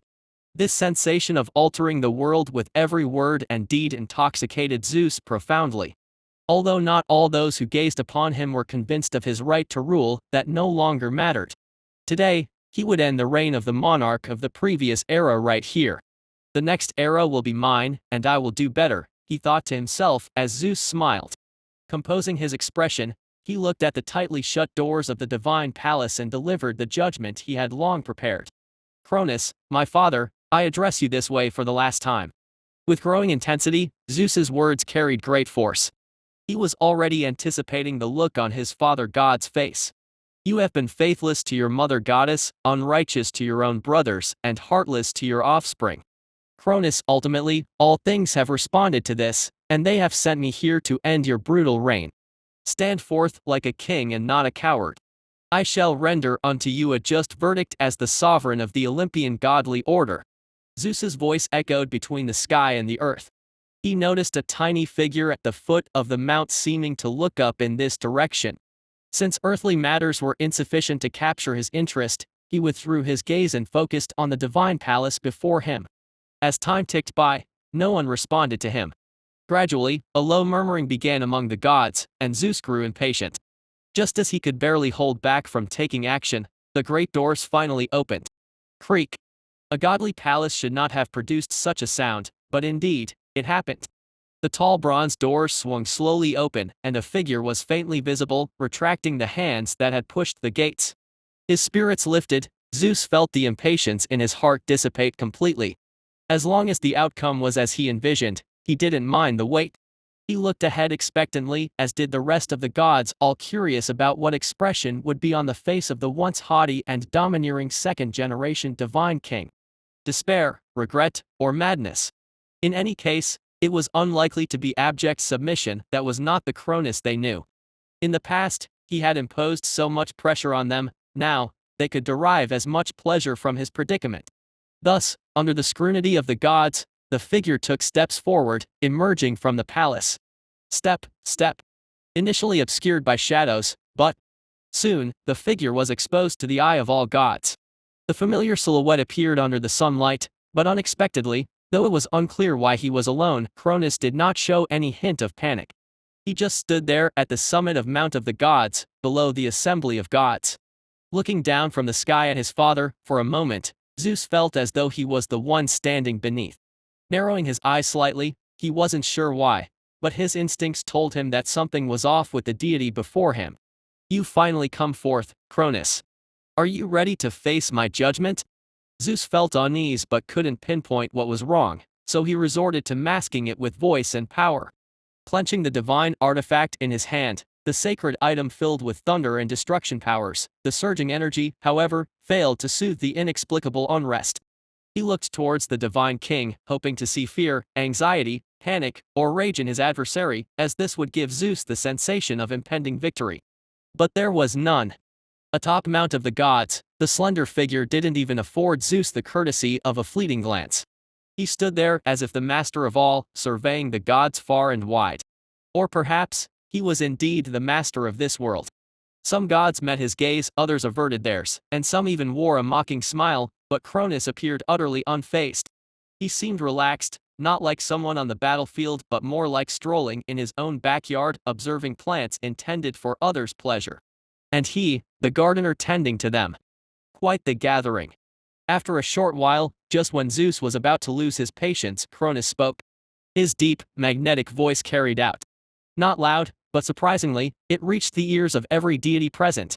The other deities showed no reaction. This was merely the divine king's swan song, after all, and they were keen to hear what he had to say. Only the ocean deity Sovereign's expression grew increasingly solemn. As a true god at the peak of powerful deities, he was the only presence, aside from Zeus, to sense that something was amiss. Pity, however, that he too could not identify the source of wrongness. Divine authority, the power of space and time, it all pointed to the Cronus he knew. If so, where did the problem lie? He began to guard against the surrounding area, thinking perhaps the threat came from some other entity. Chapter 119, Chapter 94, Are you satisfied? In the starry sky, the core of the zodiac regions. Unbeknownst to Wen, the heroic spirits that used to roam here had vanished without a trace, and the stars had dimmed accordingly. Within the sun, Hyperion's divine body had been reshaped a millennium ago, yet he remained trapped and impotent. Although his body was bound, his spirit soared ever higher. The very aspect of the sun that erupts in a burst tended to nurture destruction the quieter it became. Until today, when a sudden voice broke the silence here. Quite the gathering. Initially stunned on hearing the familiar voice by his ear, perhaps due to being sealed too long, the first god of sun did not immediately react. After all, at the core of the sun, who else could be present but him? But the next moment, Hyperion instantly recognized the voice's owner, the brother he was obsessing over. His eyes widened and divine power shook the chains of law around him as he tried to escape this eternal prison. Unfortunately, Hyperion's resistance was futile under the binding chains of law. After his fruitless attempts, he could only yell furiously at the owner of the voice. Cronus, is it you? Is it you? Are you here to mock me? Is that it? Just wait. Once I get out, I will make you pay the price. However, unlike the figure on Mount of the Gods, the sun god's fury was confined within this celestial body, unheard by a second soul. Yet, even unnoticed by himself, with each struggle and tremor, the supposedly unbreakable chains of law silently began to show fissures. On the Delphic Great Plains, Mother Earth was in a quandary. A yellow skirt wrapped around her, a trace of anxiety on her cheek. Gaia had never anticipated that a mere few golden apples and stalling Zeus for another decade would lead to this extent of events. Her son, who once rebelled against the Heavenly Father, was on the verge of being overthrown, and her imprisoned child had been released. Gaia's anger had gradually subsided, she wanted to reconsider, yet her other children stood by Zeus's side, leaving her hesitant and struggling to make up her mind. But at that moment, when Cronus's voice reached her ears, Mother Earth rose abruptly. She gazed toward the distant west, the Mount of the Gods where she had long resided, her face showing disbelief. Just now, the divine king's voice had crossed half the continent, resonating in her ears with equal clarity and precision. Yet what she found incomprehensible was the total absence of any power fluctuations. Condensing millions of miles as if within arm's reach, without the slightest hint of fanfare, this mastery over the power of space and time was not something that immense divine power could achieve. As natural as moving one's own limbs, as if part of the very fabric of existence, it reminded Gaia of the feeling when she was one with the earth. It was not her wielding the authority, she had become the law itself. That feeling, as if she was the universe itself, was unforgettable to this day. But it's impossible. How could this be? Is this Cronus? His godhood is simply not enough. Wait, no, it's not him. It's you, Laine. Erebus. Who is it? Who did this? Where have you taken him? Initially shocked, Gaia quickly realized something was amiss. The being speaking seemed to be her child, but was definitely not him from within. Reaching greatness through the authority over time and space is not something Cronus could achieve. Even his former delusions were merely about accomplishing this with the divine king's authority. Recalling the silver humanity, the plans of the dark overlord, and Laine's prophecy, Gaia finally understood that she had, unintentionally, made a grave error. The other two had their own plans, but only she believed what she saw was everything. Without further hesitation, the earth responded to its mistress's call. An endless curtain of earthy yellow light rolled back from all directions, enveloping the Mother Earth suspended in midair, and surged madly towards Mount of the Gods. She could accept her child's defeat, but she could never accept his silent, unnoticed erasure. Meanwhile, in the realm of lightlessness, at some unknown moment, the Dark Overlord stood too on the edge of his domain. One step forward would take him to the underworld, one step back into the home he had inhabited for tens of thousands of years. The glow of the nether moon shone before him, marking the boundary between light and darkness. Erebus lurked within the darkness, as on every day before. Nobody knew what he was thinking. He merely wore a faint smile, watching the strife upon the earth. He too had heard the recent voice, but it was no big deal. Gaia still had two suspects in mind, yet he knew he hadn't acted, so it was obviously clear who had. As for Nyx, Erebus was certain she might be sitting in the land of eternal night watching the spectacle unfold, but this matter was definitely unrelated to her. It wasn't that he underestimated her, but the seemingly incredible yet plausible course of events was likely not within the capability of a second entity. However, the Dark Overlord wasn't disheartened. Sometimes things seem incomprehensible simply because there's a disparity in information at hand. Just as ordinary deities truly do not understand the primordial gods, so did Erebus not understand the other side. To understand is the prerequisite to conquest. On this point, he had not deceived Gaia. How interesting, a genius idea.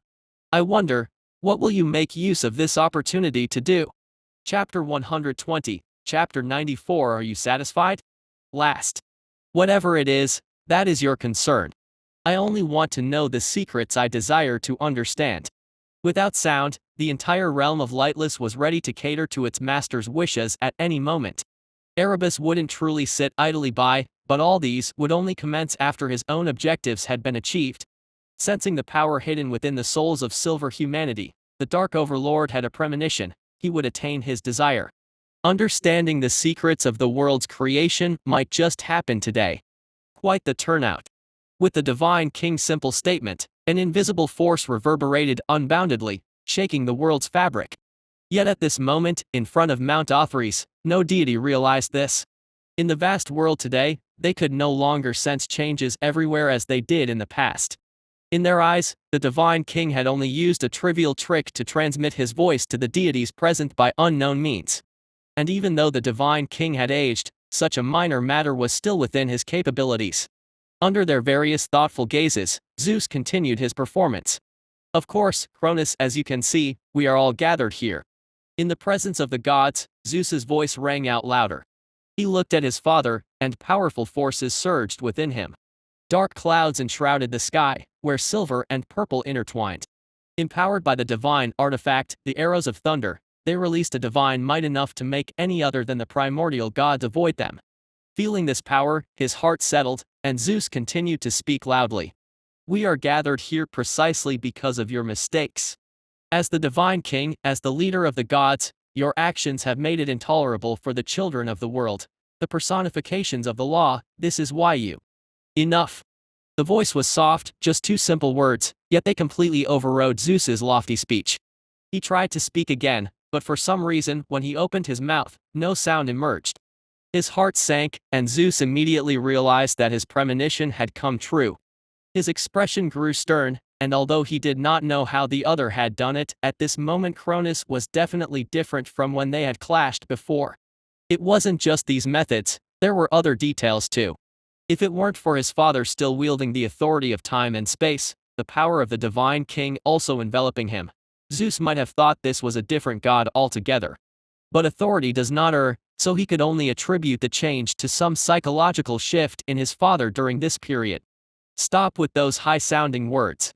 Let's get back to the main point, my subjects who should be prostrated before me. I know you all are very displeased with me, in all kinds of ways. Seeing that Zeus was quiet, Cronus nodded in satisfaction. Looking around, he saw his group of subjects showing dissatisfaction on their faces.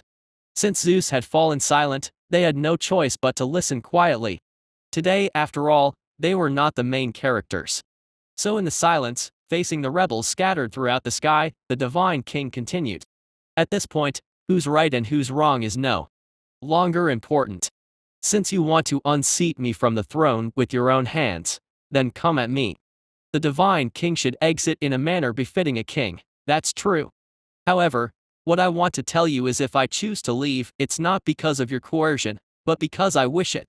With a smile on his lips, at this moment, he felt everything in the universe within his grasp. He sensed Gaia approaching from afar, felt the stirrings on the sun, but none of these concerned him. Now, for the first time, he felt a direct, unparalleled power. He was already a little impatient to test it himself. However, due to earlier agreements, before taking action, he still had one last remark to make. With a genial smile as a father, he offered life advice to the golden-haired deity before him. And you, Zeus, I know you're getting a little eager. But as your father, I'll offer you one more piece of advice. What I give you is yours. What I don't give, you cannot take. Without any warning, when his words ended, the gods suddenly realized that the light around had already dimmed without their noticing. What is that? No one knew who spoke first, but as the gods looked up, they finally saw it. It was a giant hand, spanning between heaven and earth. At this moment, Chaos's sky was obscured. Well, are you satisfied now? Apart from the commotion of the outside world, on the fourth layer of the spirit realm, everything remained the same. Laine, dressed in black, stood not far from a silent figure. In the void around them, 3 cocoons nurturing deities hung there, belonging to the gods of spring, summer, and autumn. Indistinctly, the sound of heartbeats emanated from them as life spread throughout the realm. They could have been born long ago. But for some reason, the power of the spirit realm restricted them, maintaining them in this state of being unborn. Somewhat satisfied. At least, your admonishment to my rebellious son was quite to my liking. It's just a pity that I can't witness the latter half. The figure shook his head slightly and looked toward Laine. He once again acknowledged the magical power of words. Let's start. I am already a bit impatient. From where it began, so shall it end, and vice versa. Where it should have ended, that is where it must begin anew.